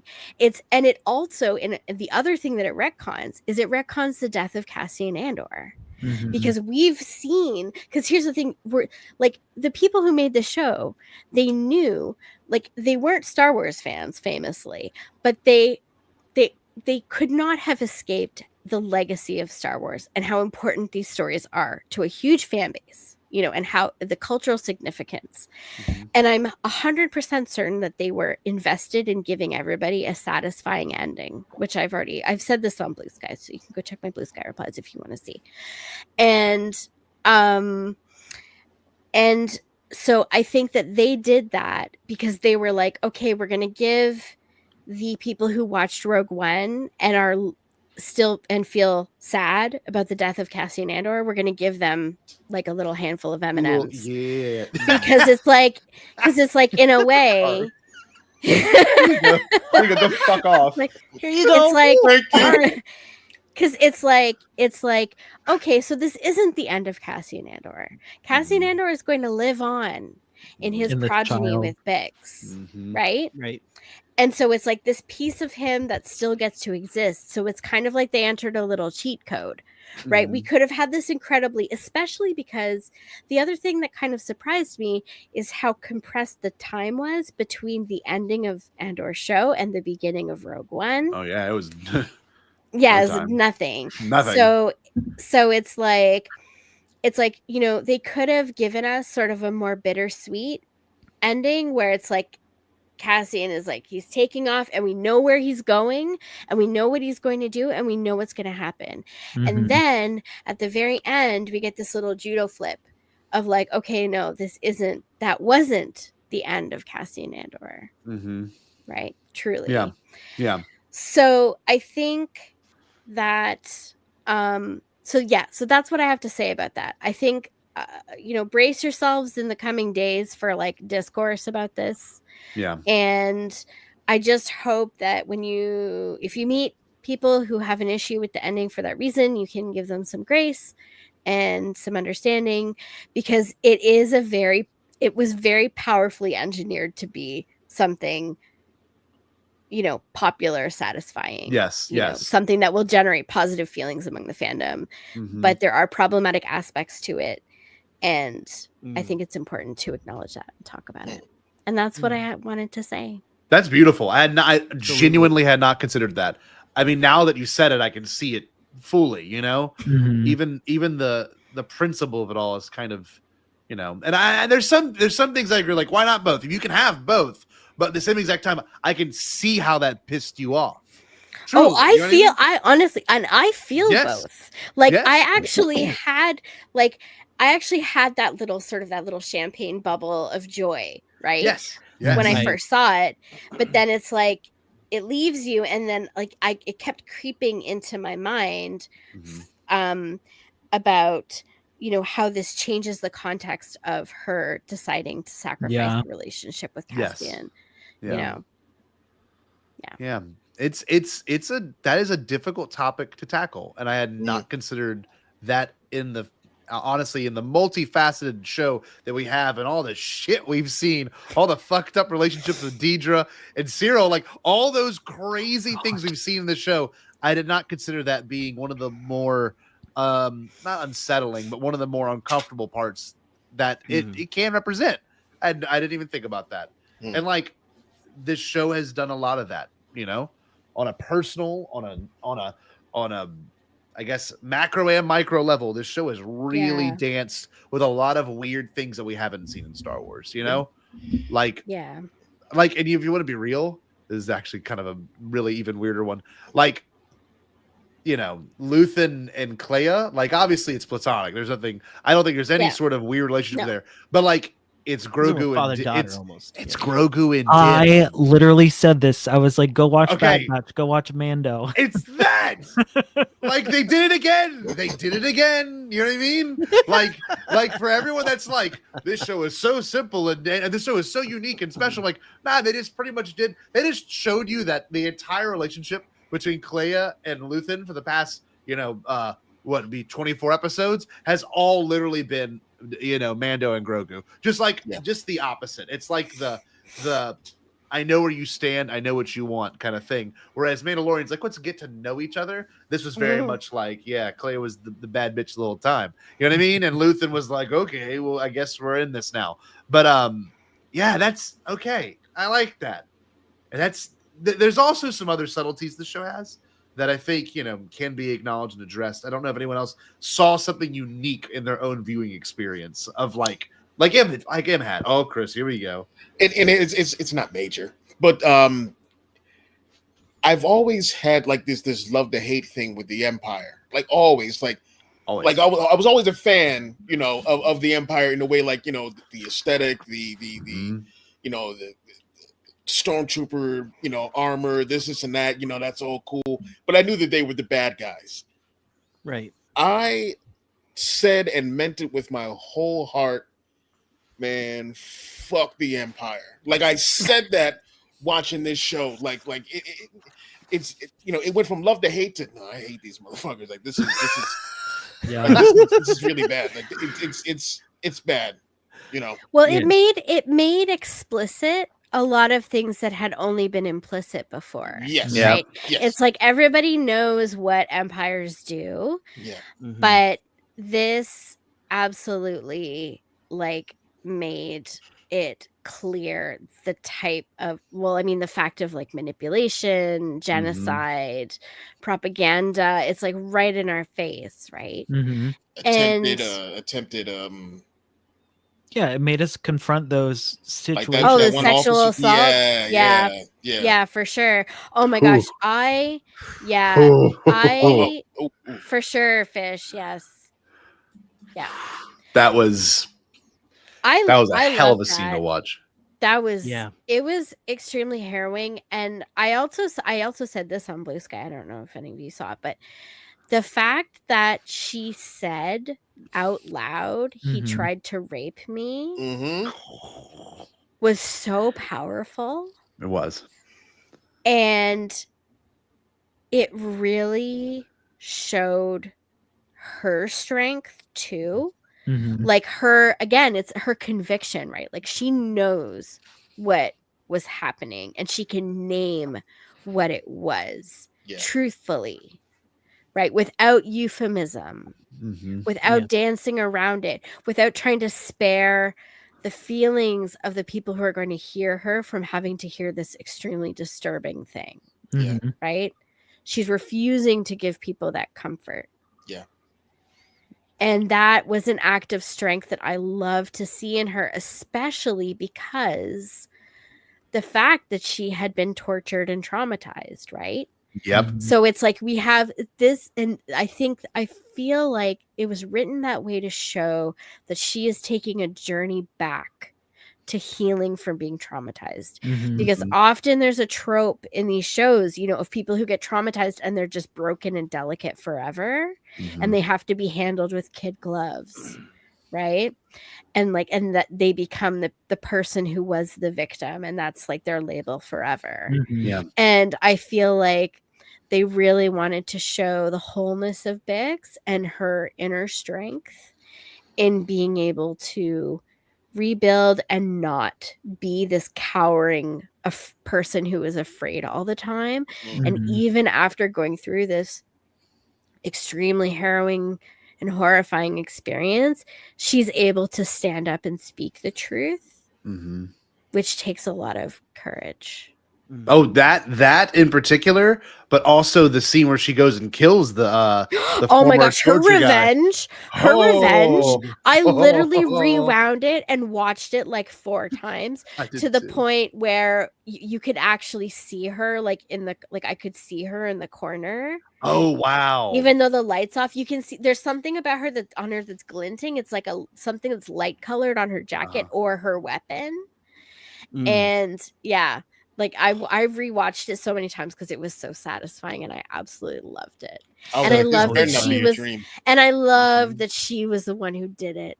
And Cassie, it wasn't Cassian avenging her. She was avenging herself. Yeah. It was delicious. It's one of my favorite moments in a Star Wars ever, even though it's terrible and all about terror Man, and horror and death. But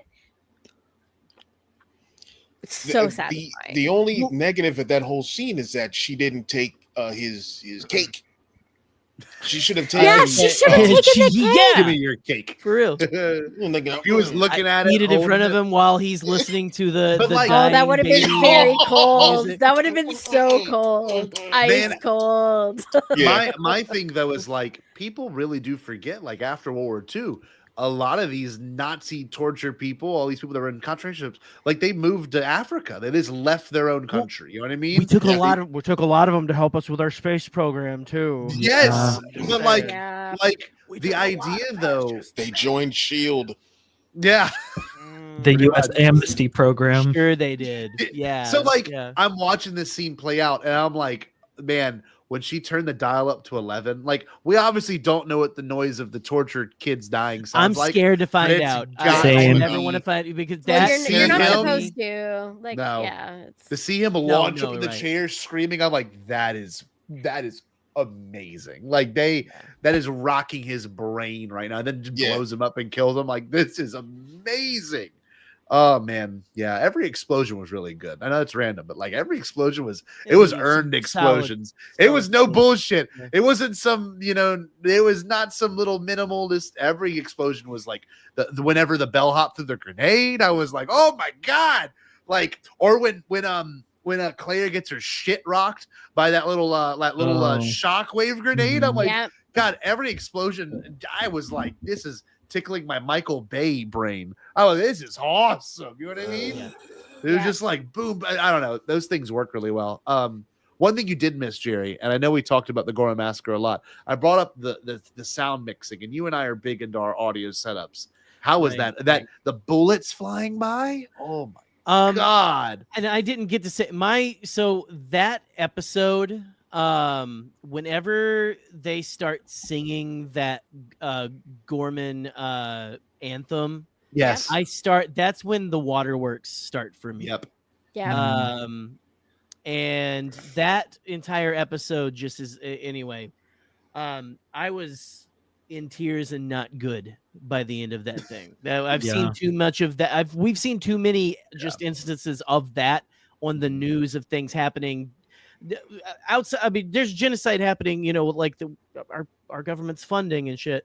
But there have been actual like people trying to have peaceful protests that have turned into like that really just like it was very close to home. And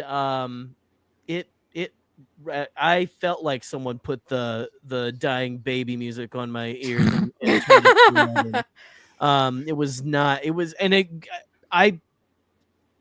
that was, I think, one of still the best episode. It's weird to say it's my favorite episode. No, as you're saying necessarily, but that was an episode that really, I was like that. And then the 1-2 punch of the Mon Mothma escape was such a good back-to-back. Mm-hmm. But you're Can talking we- about the sound mixing. The sound mixing, holy shit! You felt like you were in the middle of this. Like they made this show is made. People are. We've all been saying it. People have been saying that they made stormtroopers and TIE fighters actually terrifying. Yeah. Now, and I guess I hadn't considered this. When you watch a show like this, I'm going to go back and watch it in terms of editing now. Like I think I'm going to go back and watch the whole season. This very well could be the best edited anything in Star Wars. Yes. Just the way they cut. And I love the George Lucas, I love the open circle, closed circle, wipe, swipe. I love all the bullshit. I love all. I love my house. I love it. Yes, wipes, men wipes. No, dude wipes. Did you see the eyeline post where someone noticed that in one of the episodes, it's like every time it cuts from somebody, it cuts to something that's in their eyeline? Oh no, I didn't notice. See, I love that. I gotta go. That's awesome. Look, I'm gonna say it here. The editing in Return of the Jedi is some of my favorite editing of all time. All the battles going on. Of course, you've got the Phantom Menace with all 4 battles of it going on. But the fact that the Gorman Massacre could take place in one single battle and you're still trying to figure out there's something to be said about geography in watching a movie. If you can figure out where someone is, that means they established the geography very well. And I love that it's all practical sets. I love that. And the fact that you were introduced to Gorman in it was the 3rd episode of this whole season. And it's like Cyril walking down, I believe. Or maybe that was the 4th. I don't know. All I know is that I understood the geography of it just based on, all the quick cuts, where Cassian was versus where Cyril was, where he was going to snipe from. And then you realize, whenever they bust through one of the rooms, that was the place that they were in, looking at jackets and stuff and looking at material. I was like, oh my God, all these things are obviously in a big ring, but it still doesn't, that doesn't have to give you the context of where it's at. It's the editing that gives you the context of where it's at. It was just brilliant. It was brilliant. And I mean, the whole Cyril Andor fight, I mean, that was just so intense and visceral. Yeah. Probably the most gruesome fight that happened so far back. Yes. You say the most gruesome thing? The fact that the bolt entered the back of his head and you saw the front of his skull light up. Yeah. I didn't see that. Oh, God. Anyone else notice? It was genius. And I was like, holy fuck, he's that dead. made me uncomfortable thinking about it, but I'm gonna have to go back and look at that. There's no brain in there. It's ash. It's just ashes. Well, because what's funny, and they need to do more of this, and this sounds like a very morbid, fucked up thing. I'm going to say it though. When we saw Rio Durant get shot with the blaster, and in Solo, and you see what it does to his body, and it's brutal. You see his body catching on fire. He's tiny. He's tiny. Yeah. I kind of want to see that again, just for casual and normal fans to go, that's why blaster bolts affect them. Being shot with a laser, it'll go through you, but you never see you just see the burns on the armor. And that's the only context you get. Well, now I've got the smoke, but I have to see this now. Cyril getting his head. I'm pulling it up, but you're gonna be hold on, I gotta find it. But that was one of the greatest fight scenes. That was better than any lightsaber duel I've seen in a while. That shit was awesome. I love. It was. Someone mentioned the fact that this. I think it was. Patton Oswalt was going off about this show the other day, and anyway. Just the huge nerd that he is, but he was talking about how in this show that they allow every character to be human. It's one of the most human shows. They've got all these characters with all these evil people have human moments and stuff, but it doesn't make them good people and stuff like that. But when Cyril finds out what he's been a part of, I almost thought, are we doing a Cyril Karn redemption arc for a second? I didn't know if I was ready to forgive him, and I like where they went that he couldn't let go. He couldn't let go of that anger No. with Cassian. But and the that idea obsession. of the very man that sent him down this journey is Yes. there the whole Yeah, time. that was literally Like, his Moby Dick. Yes. Yep. Yeah. So like Yes. I was gonna say, Andor has done some pretty good mythic, I guess epic level storytelling that felt straight up like something very deep from like human, the human Yeah. concept of storytelling. Like, Yes. you put me down this path, very Yes. samurai story, and then that very person is there and he doesn't even know who the fuck you are. Yeah. That Yep. was just so brutal.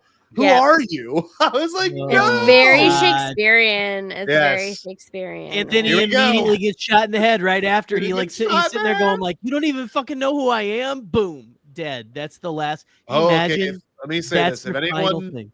doesn't want to see this, just tune out for 2 seconds. I don't want to make anyone upset. Yeah. But this was something We that I was always have to very. Chris. something in our Yes. episodes. Oh, sorry. I was just trying to We get always closer. have I to just want to include see. something in our episodes that will get the episode pulled by Disney and stuff. Well, so- they pulled our light and magic because we played like full sections of the episode. Yeah, we did. We'll be we good. really we fucked that up. But who are you? So wait, I'm trying to pause at the exact moment. Oh, my boy is going through it. All right, wait. Blaster Bolt.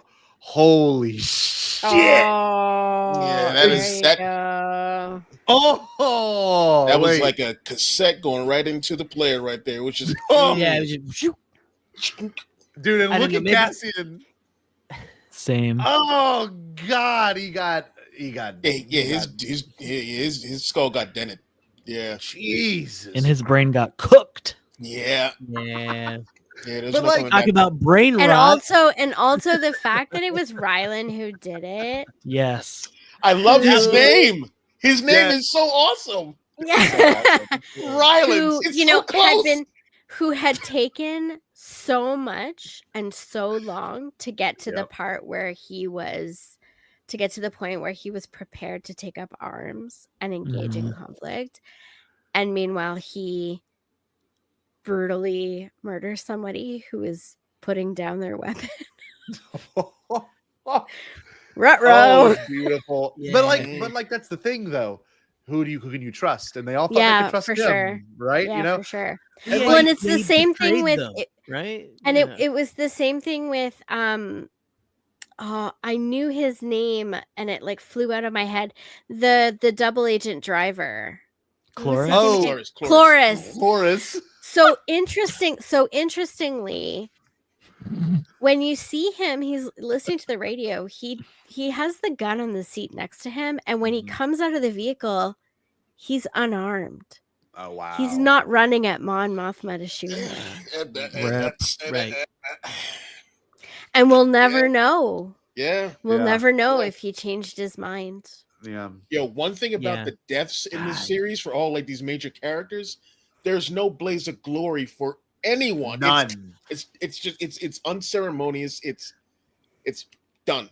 It's real life Yep. You know, That's Cinta, that's yeah, Yes. Dying for pointless reasons. It's people Mhm. dying because Yeah. of evil people, because of Oh my because of gosh. fascism, because of like all that bullshit. Oh yeah, and Uh, Cinta being killed in like a meaningless skirmish between people that are supposed to be on the same I didn't side. even getting hit know. by a stray Cinta- bolt. Cinta Yeah. was a No. Terminator. She was like, Yeah. she was a warrior, and to go out like that is just oh. And Brasso, like Yeah. Brasso. Oh. What a screen. hero Brasso was, Mhm. though. Like what a hero he God. was to protect that I- family. And Exactly. When I watched him, like, what is he doing? And then the second Yeah. episode ended, I was like, oh my God, no. He totally saved them from any sort of imperial, I guess, entanglement. Yes. yeah. Yeah. Oh my God.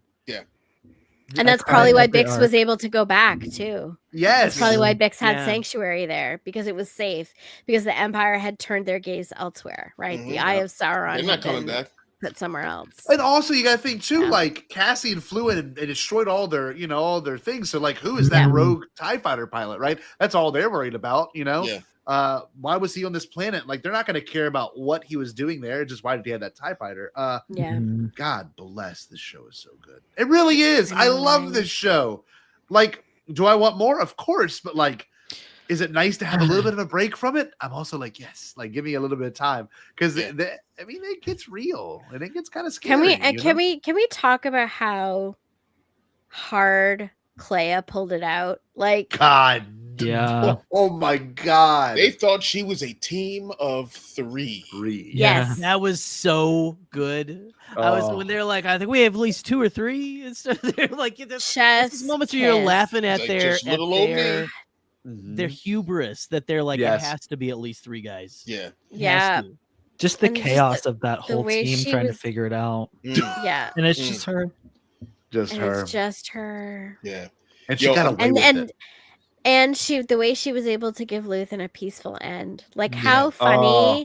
how funny is it that this is a man who has been organizing, who's been killing tons of people, sacrificing his own people, making these these heart-wrenching, difficult decisions, surrounded by violence, betrayal, and in the end, he gets to end his life peacefully, alone, in a quiet room with the person who loves him the most. Amazing. Which is a very good death.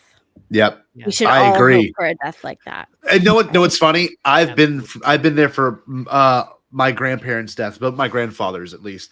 And like I was there at the moment of them dying. And like the face Luthen makes, like, he's grimacing, he's attached to the machine, but he kind of dies with a smile in the sense of it, like he looks at peace. Like, he's served his purpose. And he knows that, right? He's one with the Force. But like for someone that I guess in a weird way kind of flirted with the Force too, I was kind of interested to see, like, like he had the Kyber thing, and like he obviously loved the antiquities he collected. It wasn't just something that he did. It was a way to rise to power. It was certainly a way to rise to power, but like he loved all the stuff that he had in his collection, and he saw how useful it was to have all that stuff. That's a character that I could really. A book would do that character. Yes. I'm with all y'all. Give me the Luthen book. I want Luthen and Clea now that we know that it's like a father-daughter thing. Let's go. Yes. And the other thing. Go ahead. The other thing I wanted to point out about Clea is I love that she lives. Yes. I Same. love that she got out alive, and that we see her at the end making a resolution to continue on and to accept where she is now and to build a life where she is with what she has. It's amazing. Need that book. And also in a way, like that resourcefulness is part of Luthen's legacy. Yeah. Right? Yeah. Exactly. Oh man, this show. So in a way, Luthen lives on as well. Like so much of this show is about the legacies that people leave behind. Yeah. Right. And what they mean, and what does it mean to the greater Star Wars story, and like what it means on a very personal level. I don't know if I necessarily saw myself in a lot of these characters, maybe the integrity of some of these characters and like what I believe in personally, but there was never a moment like Din Djarin. I don't know what it is about him, but like I can really put myself in that person's place. You know what I mean? Like not a bounty hunter aspect, but like having to take on a responsibility they didn't expect, and like what that looks like and how those things function. Or like Yoda being a teacher, like we all have our people we resonate with, but like you watch this show and you can almost resonate with someone like Deidre. She just wants to know what's going on. She obviously cares about her position a little too much, and she knows that her entire role in all this is just to gain power. And in the end of it, when she's having the panic attack and she's like freaking out, like I'm like, girl, I've been there. I know what that's like. Here's the thing: is it's like she has been completely indoctrinated, right? Like she never had a chance. Nope. When you learn that she grew up in a kinder block, it's like, oh, okay. So she never had any choices. Yeah. Like this was always what she was going to be. She was molded, and she never had an opportunity to think carefully about what she valued. She was told what to value, right? Yeah. And she and we see through her cunning and her ability to wait, observe, restrain herself. Like these are all incredible indications of character, right? Like she could have been a formidable person if she had put her talents to better use, but she was captured by the Empire, and now the Empire is exploiting her. And then when she's no longer useful, she's just discarded like trash, because this is part of the moral lesson. It's that it doesn't, when you have a system of fascism, it doesn't matter how loyal you are or how, you know, much of your effort and your energy you put towards furthering their goals. In the end, when you're no longer useful, you will be cast aside. Yes. And the thing is that even here's some good old mom wisdom. Okay. Well, we're talking about Bless people us. that are no longer with us, right? My mom, I was also present for my mom's death, and I had much the same experience you did, Scotty. But the thing is, my mom used to tell me, what someone will do to one person, they will do to anybody. So if you are with somebody, if you're hanging out socially or you have a family member and you see them mistreating someone else or spreading malicious gossip or, you know, talking badly or like doing whatever, doing any of the little injustices that happen in this world every day, someday they're going to do that to you. Like, don't think you're safe. And so I think this is part of the this is why we end up seeing Dedra in that cell, right? Because what the Empire will do to what the Empire will do to Cassian Andor, it will do to Dedra Miro. Yeah. Riff around and find out. Part of gas was the moment I was like, bro. shit. Bro. I was like, he saw it coming. And like, you know, I gotta say, there's a little bit of an admirable thing to that, where he's like, we already lost. End it all. But you know what? Damn. Yeah, what's up? The thing that I liked about that scene with Partagaz is that they chose to have him be listening to Nemik's. Yes, of course. Oh, peak. Because, and I like to think that Partagaz wasn't necessarily just trying to give himself the best possible option out of all bad options. I think he also realized that he was never going to win, and they were never going to win. You know, it's like they made the choice to have him be listening to Nemik's manifesto because this is a moment when he realizes the truth of it. And he realizes the truth that the Empire will never be on the right side of history. And he's wasted his life. So brutal. So brutal. Yeah. So just end it all. And one thing about these Imperials, and this, you know, this has been evident throughout all of Star Wars, but like so like out there with this one is that all these weak fucking cowards who are Imperial officers, like a Hirt, like this punk ass, like he's like when the head of that Lena Soul hospital is saying like, no, you can't just close down my stuff, like arrest him. You know, just these people, these weak people who otherwise would get smacked up. You give them a little bit of power, and they just, the way he talked to the one, the guy with the security camps and all that kind of stuff. Like, you know, like this is why, like I said, like I to an extent, I've been a fan of the Empire for aesthetic reasons, and you know, love to hate kind of thing. But this show really drove home, like, fuck these guys. Yes. Several times in the face. Like that, you know, that's just, That's funny because I bet you enjoyed when he became an actual meat shield. Yes. I was like, yes. It was great. Yeah. He was done before the first shot hit him because his neck. Bro, that was gruesome. Yeah, that was gruesome. It was gruesome, and I love that K2 is just so, he has that brutal scene, and then he's just like, all right, let's go. You know, like, I have cleared the way. Yes, K2. I've cleared a path. Another unceremonious death for another you know, slightly major character. Love it. Yeah, you're right. It's great. And like, it's funny, you know, we can all watch this show and get whatever we see out of it. But like, there was some commentary that I saw that I just want to say real quick. Like, the defense of like the Empire, like Darth Vader wouldn't allow rape to happen in Star Wars. I was like, but he's too busy trying to bring his wife back from the dead. Why he doesn't give a shit. It's true. Yes. You know? I was like, there's so many Who things he you choked can- into unconsciousness the last time he saw him. literally. Right. He's bringing it back. Right. He's bringing it back to Yes. apologize. I just don't know. It was a mistake. I And he's a apologize. child murderer, so there's that part Yeah. too. Yeah. Everyone that wants to make And money, he wants to apologize to them too. He's made mistakes. like everyone that watches this show looking for something is going to find it. Yep. And like if that's what you get out of this show, then I don't know what you watched. You know what I mean? Like you gotta. They didn't. You gotta They're think. projecting. It's them Exactly. projecting. It's Yeah. Bricks and projecting, screws, right? Scotty. Yes. Bricks and screws. What is Yeah. that called I again? Like can't- the media literacy Yeah. is Uh-huh. literally at zero. Lacking. Again, yeah. Once again, so this is people being unable to differentiate between the thoughts that they're having because they're actually looking at the text and analyzing what's present in the text, Mhm. and the thoughts that they're having because of their feelings about how cool Darth Vader is, Yes. and they can't tell the difference between those two things. No. Darth Darth Vader Vader- would let this happen. How the fuck did you know? Yeah. Literally. Your Vader film ain't canon. That is. Well, and that's the thing too. It's like Also, looks you- like it was shot in his grandma's basement. I'm just saying. So please continue. the thing is you have so much. I mean, there's so much fruit on this tree with Andor.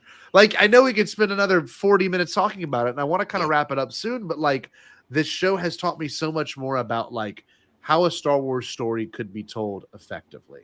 And like, Right. I mean, I love the episode a week thing. I love the 3 episodes a week when I can stay awake. Give me But the whole season in one go. I'll Sure. take it. but as much as no, what I'm saying is I'm very I do happy too. now. We've gotten so many new flavors. It makes me really anticipate what's the next flavor gonna be. Yes. Like we've got espionage, right? We've gotten Ahsoka, more of the fantasy, mythical storytelling. The Mandalorian's this classic samurai feel. The Acolyte is all about like, what does it really mean to be a Jedi? What does that look like? How do we, Right. you know, like it looks at the Force in a different perspective. We've gotten the Bad Batch. It's about mostly all the animation is about found family, but they always go in different directions. And Shadow Warriors, the first time we were getting a truly dark centric character leading a show. Very excited for that, right? Yes. But Yes. like at the same exact time, we see how broken Maul is in Rebels. So like, how does he go from being this leader in Solo to being the broken man that he is in, of course, Rebels season 2? So like, obviously, Old master. as much as I've loved Andor, I'm glad we are at a point where we're finished with this. And like, I'm hoping there's a blend. I'm hoping there's a hybrid show that's kind of goofy and whimsical, but does not, you know, pull back the punches. That has the same exact intensity as this. And I think we're gonna get it one day. What's it gonna be? I don't know. Maybe Tony will give it another crack, you know, like now that he's kind of like wet his whistle with, you know, a little bit of doing this. Maybe he'll come back and he'll be like, you know what, we'll throw in some droids. I do want this, and like the Acolyte was very good about this. I want some original, like completely independent. Yes. Completely independent of everything. You know what I mean? Acolyte season 2. Yeah. Like, sorry, Chris. that was the one thing that I was very excited for with the Ryan Johnson trilogy when it was announced in 2017. And I was walking to the library on my college campus. That's how long ago it was. Now, literally, the kids I'm teaching are starting college. So, like, it's been so long. So it's almost 10 years now. Actually, I think it might have been 2016 when they announced that. Regardless, like, I was hoping we'd finally get a show or a movie that was completely independent of the entire galaxy at large, and I think we can still get it. Skeleton had a little bit of those vibes until it did. You know what I mean? Starfighter could be that Ryan Gosling thing when that comes out. I'm just excited to get into that period of like after the sequels and stuff. Like I want to explore that time. You know, I want to see more stories and stuff. And that's the only storytelling thing that does frustrate me about Andor is I know the fate of everyone except for, I mean, I know K2, I know Andor's fate, and like everyone else around them, I don't know, you know, and that's nice, right? But at the same exact time, like I'm ready to watch something and be like, oh, completely blind. Like what's happening? Like, where is this? And like go? we were going to get that with the Acolyte season 2. Like yes, we were. We're going to get a Dark Side Bonnie and Clyde story with Chimere and Osha. Right there. We're going to get so with much Darth more Plagueis in the fucking chair in the back. Don't do this right? to I me. mean, We're come going to on, get so this much to more me. with that, and I'm still Rayancourt, that senator who was like a dickhead. He was working with Plagueis. They were definitely in cahoots. There was so much that could have been done. Vernestra Rowe and May. I'm telling you. Going Vernestra off and and trying Chimera. to find Chimera and getting that whole backstory, like, because that makes you wonder, how old is Chimera? Yeah. Let's not do this. Yeah, let's not do this.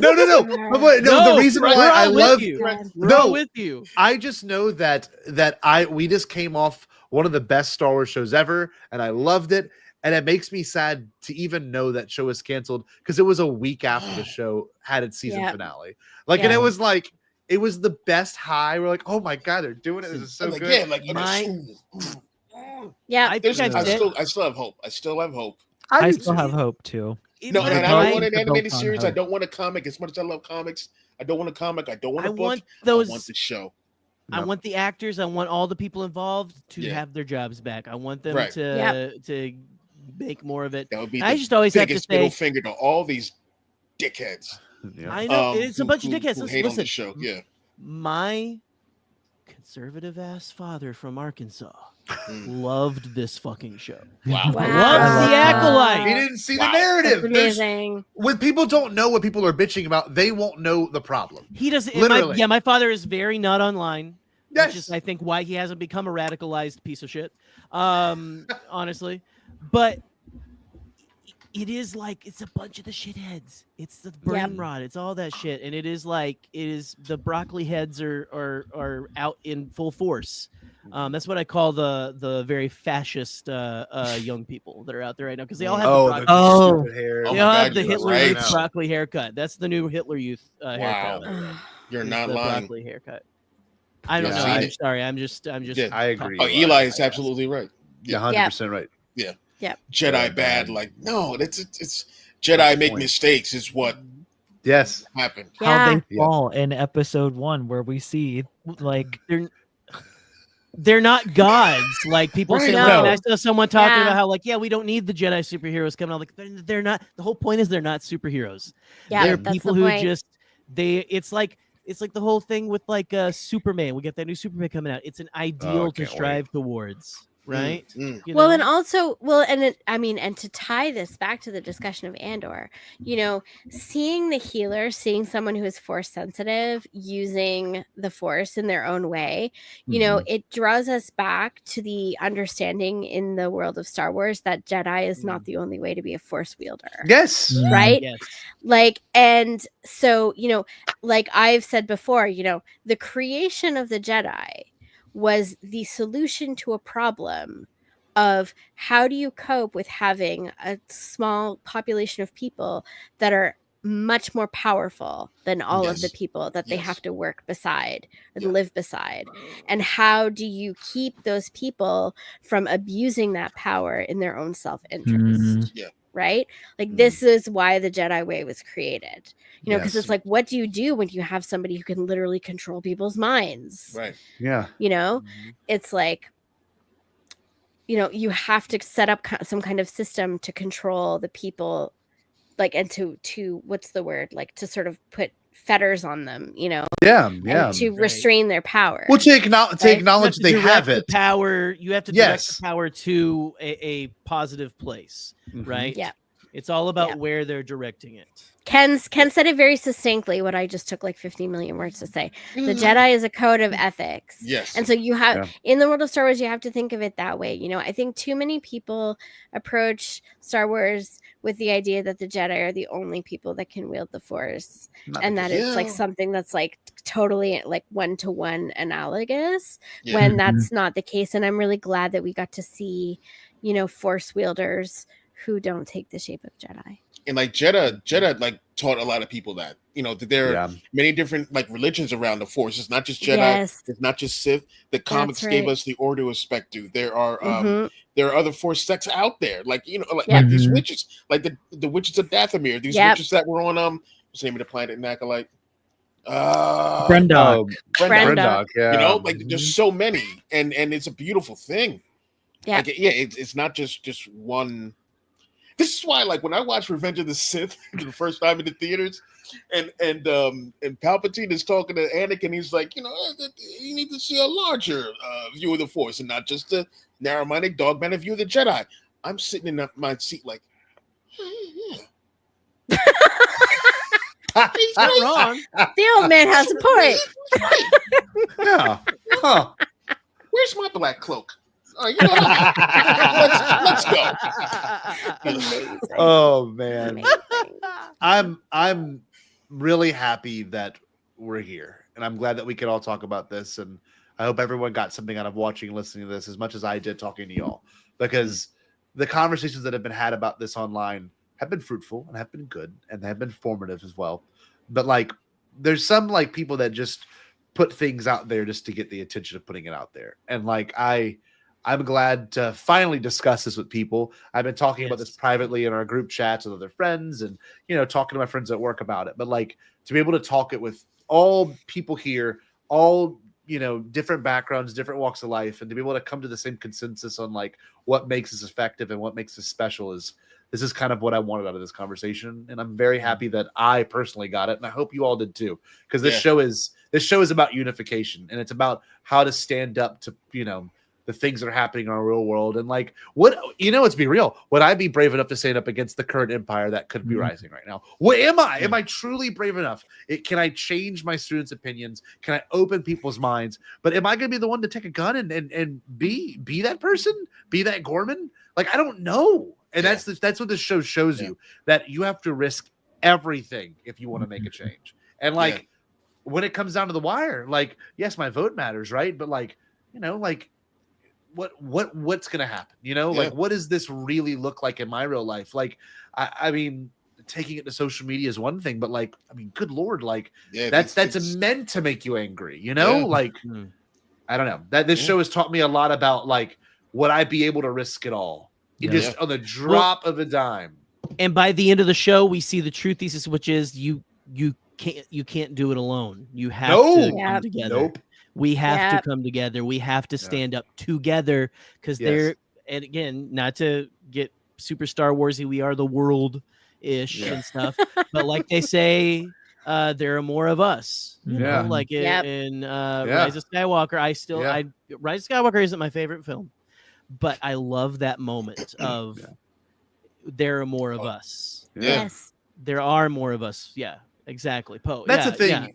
You go to a celebration, you see none of this. Like, I just got back from Japan. There was like 80,000 people there. And if people didn't like those things, they didn't like those things. I heard some people complain about some stuff, but like, it's not quite like we all think it is when we're sitting behind our phones. You know what I mean? Right. Yeah. They just go look at the action figures while that's happening. Or something, that's all they do. But I'm happy to have had realizations watching this and talking with y'all. So thank you very much for all this. And hey, speaking of celebration, am I going to see you guys in Los Santos? Oh, 100%. You will see me in there's in no way LA, you can't keep me. You can't keep me away from LA. We got LA blood in us, man. Yes. We're all hanging out again. I can't wait. That's right. I will be very old by then. Hey, Party Central, Chris. We gotta have Party Central. I'll be 52 by then. That's so exciting. I will make sure that you go to bed. I'll make sure you go to bed at a decent time while the rest of us stay up and do shrooms. It's fine. I did that last time. Uh-oh. Jared says, Chris, am I seeing you this weekend at Fan Expo? Oh crap, that is this weekend, isn't it? We'll see. That sounds like a no. Doesn't look like you will, Jared. Not right now. We'll see. The business is taking a lot out of me, and I don't have like a lot of extra luxury. We'll get you there, Chris. Not to like bum everybody out, but I will not be at Star Wars Celebration. I'm allergic to being kidnapped by ICE. I'm sorry. Yeah, you're actually, that's completely fair. That's fair. Valid. Good Lord. Sorry. Most people who don't live in the States are, and that's a very valid concern. Although, I'd like to see them fucking try with me and Scotty and like all the like oh, I know you'd all rescue me. Beings You'd 100% rescue me. I know you would. they would be beat to death with Galaxy's Edge lightsabers. You know, the hilts alone. The hilts are heavy. Jesus. Yeah. You could bludgeon it. Yeah, we could bludgeon people with those things. Yeah. And then the revolution began. I was gonna say we're gonna my God. people are gonna be look, passing out if you Brasso guys- bricks. If you guys want to see me at Star Wars Celebration, abolish ICE. That's It's right. time. Yeah. Maybe we will by then. See, by We got then, 2 yeah. years. 2 years, people. 2 years. Let's just Gotta do this try. wonderful thing called plugging real quick. Scotty, you've got some good videos that have came out. Let's hear about your stuff. Oh, as if I have any videos planned right now that I'm putting out. Sorry, but I put you on the spot. Hold on. oh God. I'm getting something pulled up for you. I'm helping Oh you. no. I'm helping you out. No, it's nothing bad. Nothing bad. Just so people can see if they haven't yet. Yeah, he's just pulling. Yeah. I'm pulling on your YouTube channel, Scotty. Oh, I love I'm that. not- Thank Want I'm you. not people doing to go anything follow crazy. our friends. We want people to follow our friends and make sure Yeah. that they're finding Right the there. good people to follow, the people that are going to give them some awesome shit Reputable. to watch. Well, this is my YouTube channel. It's at Scotty Holiday SW.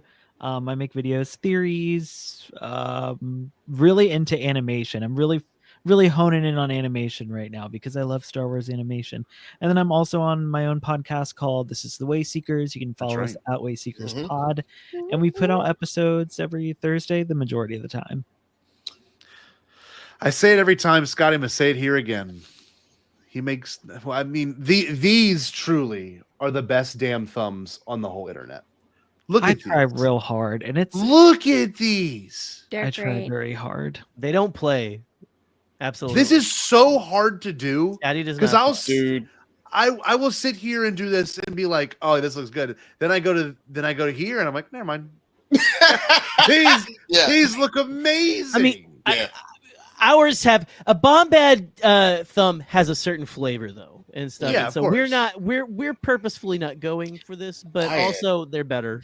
I mean, I'm good at Photoshop, but I suck at all the thumbnails for Action. They all suck. It's hey, if it It's makes you me. feel any better, Oh. like my videos, still the click-through rate's not that great. So I oh, neither am I.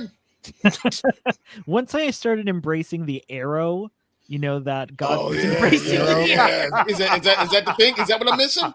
I like really didn't want to One do must it, but accept it helps a a little bit. larger view of the arrow. But like I can see your evolution from here. Like this is 2 years ago. And like now I can see the full evolution now. And there's a lot of arrows. I like the arrows. There are plenty. I like it. You know what? We just start putting arrows on On our brand, check out my best of Mon Mothma video because there was a lot of 42 I didn't years even ago, realize the about her, and just ranking all her great moments throughout Star Wars media. I'm gonna have to go back and make one specifically ranking all her best Andor moments. I'm still wondering how she made it to Return of the Jedi with all the stress that poor woman has gone through. Like, how did you Yeah. survive? Like, How oh, does she not have gray hair by Return of the Jedi too? Yeah. That's what I want to know. You know, Really? And this will make for a great live action series starring Genevieve O'Reilly as the main character. Mm. Give it to me. I love this. I love honestly, this. I would take. I hope she's not done. I don't think that she is. I think we'll Nah. have Genevieve back. Ahsoka season 2. I hope so. That's fair. Oh, certainly. Oh, Certainly. truly, yes. That got a big Yes. pop out of me seeing her in Ahsoka. I loved that. That was one of my so favorite good. moments of that whole That little show. moment after the trial where she's talking to Hera and she's like, "How real is the threat?" I'm like, "Oh, she thinks she's still in Andor right now." I Mhm. love that. Like, she should be like in every Senate seat, like for the New Republic, just like this, just cigarettes, calf. You know, she's smoking weed when she gets home. Like it's she has to be.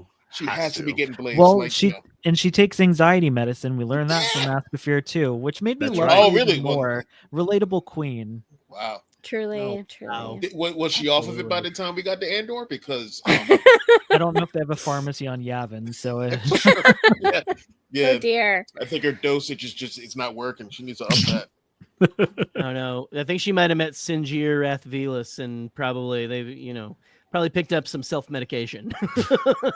Maybe. All right, Chris. Let's hear about this little special place. Ah, yes. Bro Axiom. Yeah, we still do our Star Wars comics previews every week. We put out Star Wars reviews on the Bro Axiom Outpost page. So a lot of articles are going to be going on there. Nice. We still have our Shit in the Poodoo or the Poodoo Crew every Sunday night. That's right. We have our BX Gaming every Tuesday now, back to Tuesdays because of Andor. Yeah, and we're trying to branch out and do some different things. Like we're talking about doing a Star Wars show with Mark Perez and Raven. So we'll see what's up with that. And I do have another Star Wars podcast that I'm working on with my friend Nick and Rick Shu, and it is a Gen X Star Wars podcast. Oh, nice. We call ourselves the Old Smoothies. So the old smoothies. I like yes. that. I like that. Yeah, we're gonna be working on That's that. wonderful. And of course, I have the Upper Axiom Outpost toy shop. I still got to get that thrown to you, Scotty. That's fine. Take your time. I shouldn't be taking my time. No, you're getting that thing. But yeah, it's been slow going for a bit with the shop. I'm learning a lot as I go, and it's starting to pick up. And I'm hoping to make it like the destination for Star Wars collectors and all that. So that's the you should check out that shirt. Click on that shirt real quick. I just made that design. It's, I don't know if you can see it. It's FN2187 in Arabesh. Oh, Nice. that's sick. So cool. I love that. That is so cool. That's dope. Love that. No, I love Finn merch. Love it. Yeah, go check out the Bro Axiom Outpost. It's so cool to see all this. It's such a beautiful site too. Yeah, it's a really pretty website. Thank you. Yeah, no. So Em, did you want to say anything? Do you want to plug in general? Pull up before we her wrap this thing? AO3 page. No, definitely don't do that. Don't do that. Come yeah, on. okay. No, I have some friends I would like to plug. So there's Crystal Kyber on YouTube. yes. Friend of the show, and also Scotty over here. I know. Yeah. Crystal is a wonderful content creator. She is such an incredible, special person. And yeah, you need her in your life. So go to her YouTube channel. It's at Crystal Kyber, right? Let me double check. I'm gonna pull it up. Yes, I believe so. Scotty's pulling it up right now. So yeah, it's just at Crystal Kyber. And yeah, it's good. Like I said, you need to check it out. The other thing I wanted to shout out was the What the Force podcast, which is a podcast that analyzes Star Wars from like a mythical perspective, but it's also hosted by two women, and they are so smart, and what they have to say is so important. And I owe them a lot, especially for my contributions to the discussion tonight.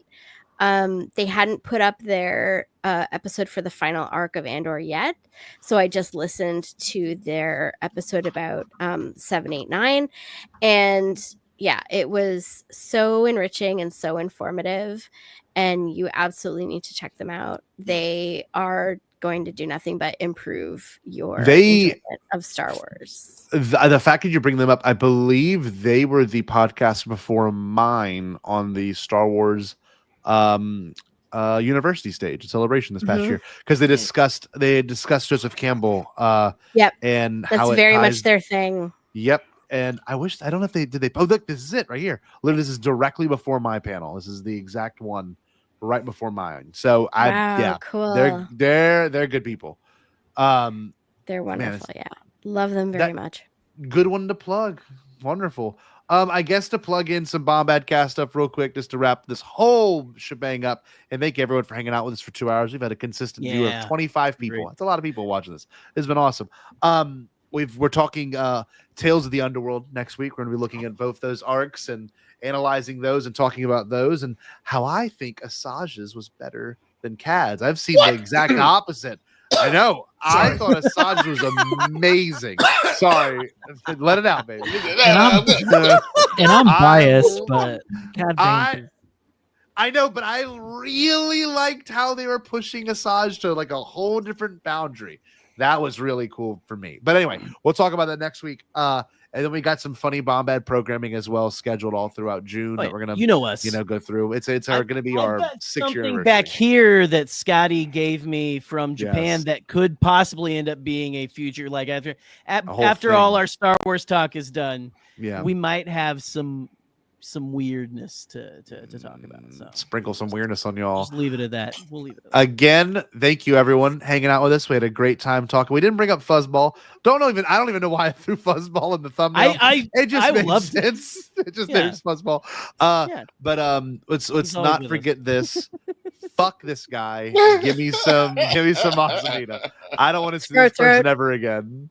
No, not Sakian. Anyway, y'all have a wonderful rest of your evening. And Chris, what should the people do? Should they stay what? I think they should stay Bombad. Woo! Baby! Did you say impossible? Pasquale? Only kidding, Jackie. I've changed my tune because I finally thought of a possible dream that we can all share. What is it? Pasquale? It's a dream about a world when nobody is poor or sick or hungry. Oh, now that's a dream we can make come true. I'm gonna make a change for once in my life. It's gonna feel real good, gonna make a difference, gonna make it right. As I point up the collar on my favorite winter coat, this wind is blowing my mind. I see the kids in the street with not enough to eat. Who am I to be blind, pretending not to see their need? A summer's disregard, a broken bottle top, and a one-man soul. They follow each other on the wind, you know, 'cause they got nowhere to go. And that's why I want you to know I'm starting with the man in the mirror. I'm asking him to change his ways, and no message could have been any clearer. If you wanna make the world a better place, take a look at yourself and then make a change. I'm starting with the man in the mirror. Oh yeah, I'm asking him to change his ways. come on, change. No message could have been any clearer. If you wanna make the world a better place, take a look at yourself and then make a change. I'm starting with the man in the mirror. Oh yeah, I'm asking him to change his ways. no message could have been any clearer. If you wanna make the world a better place, take a look at yourself and then make a change. Time for us to take a break, but we wouldn't dream of being gone for long. See you in a little bit. Who the fuck is this guy?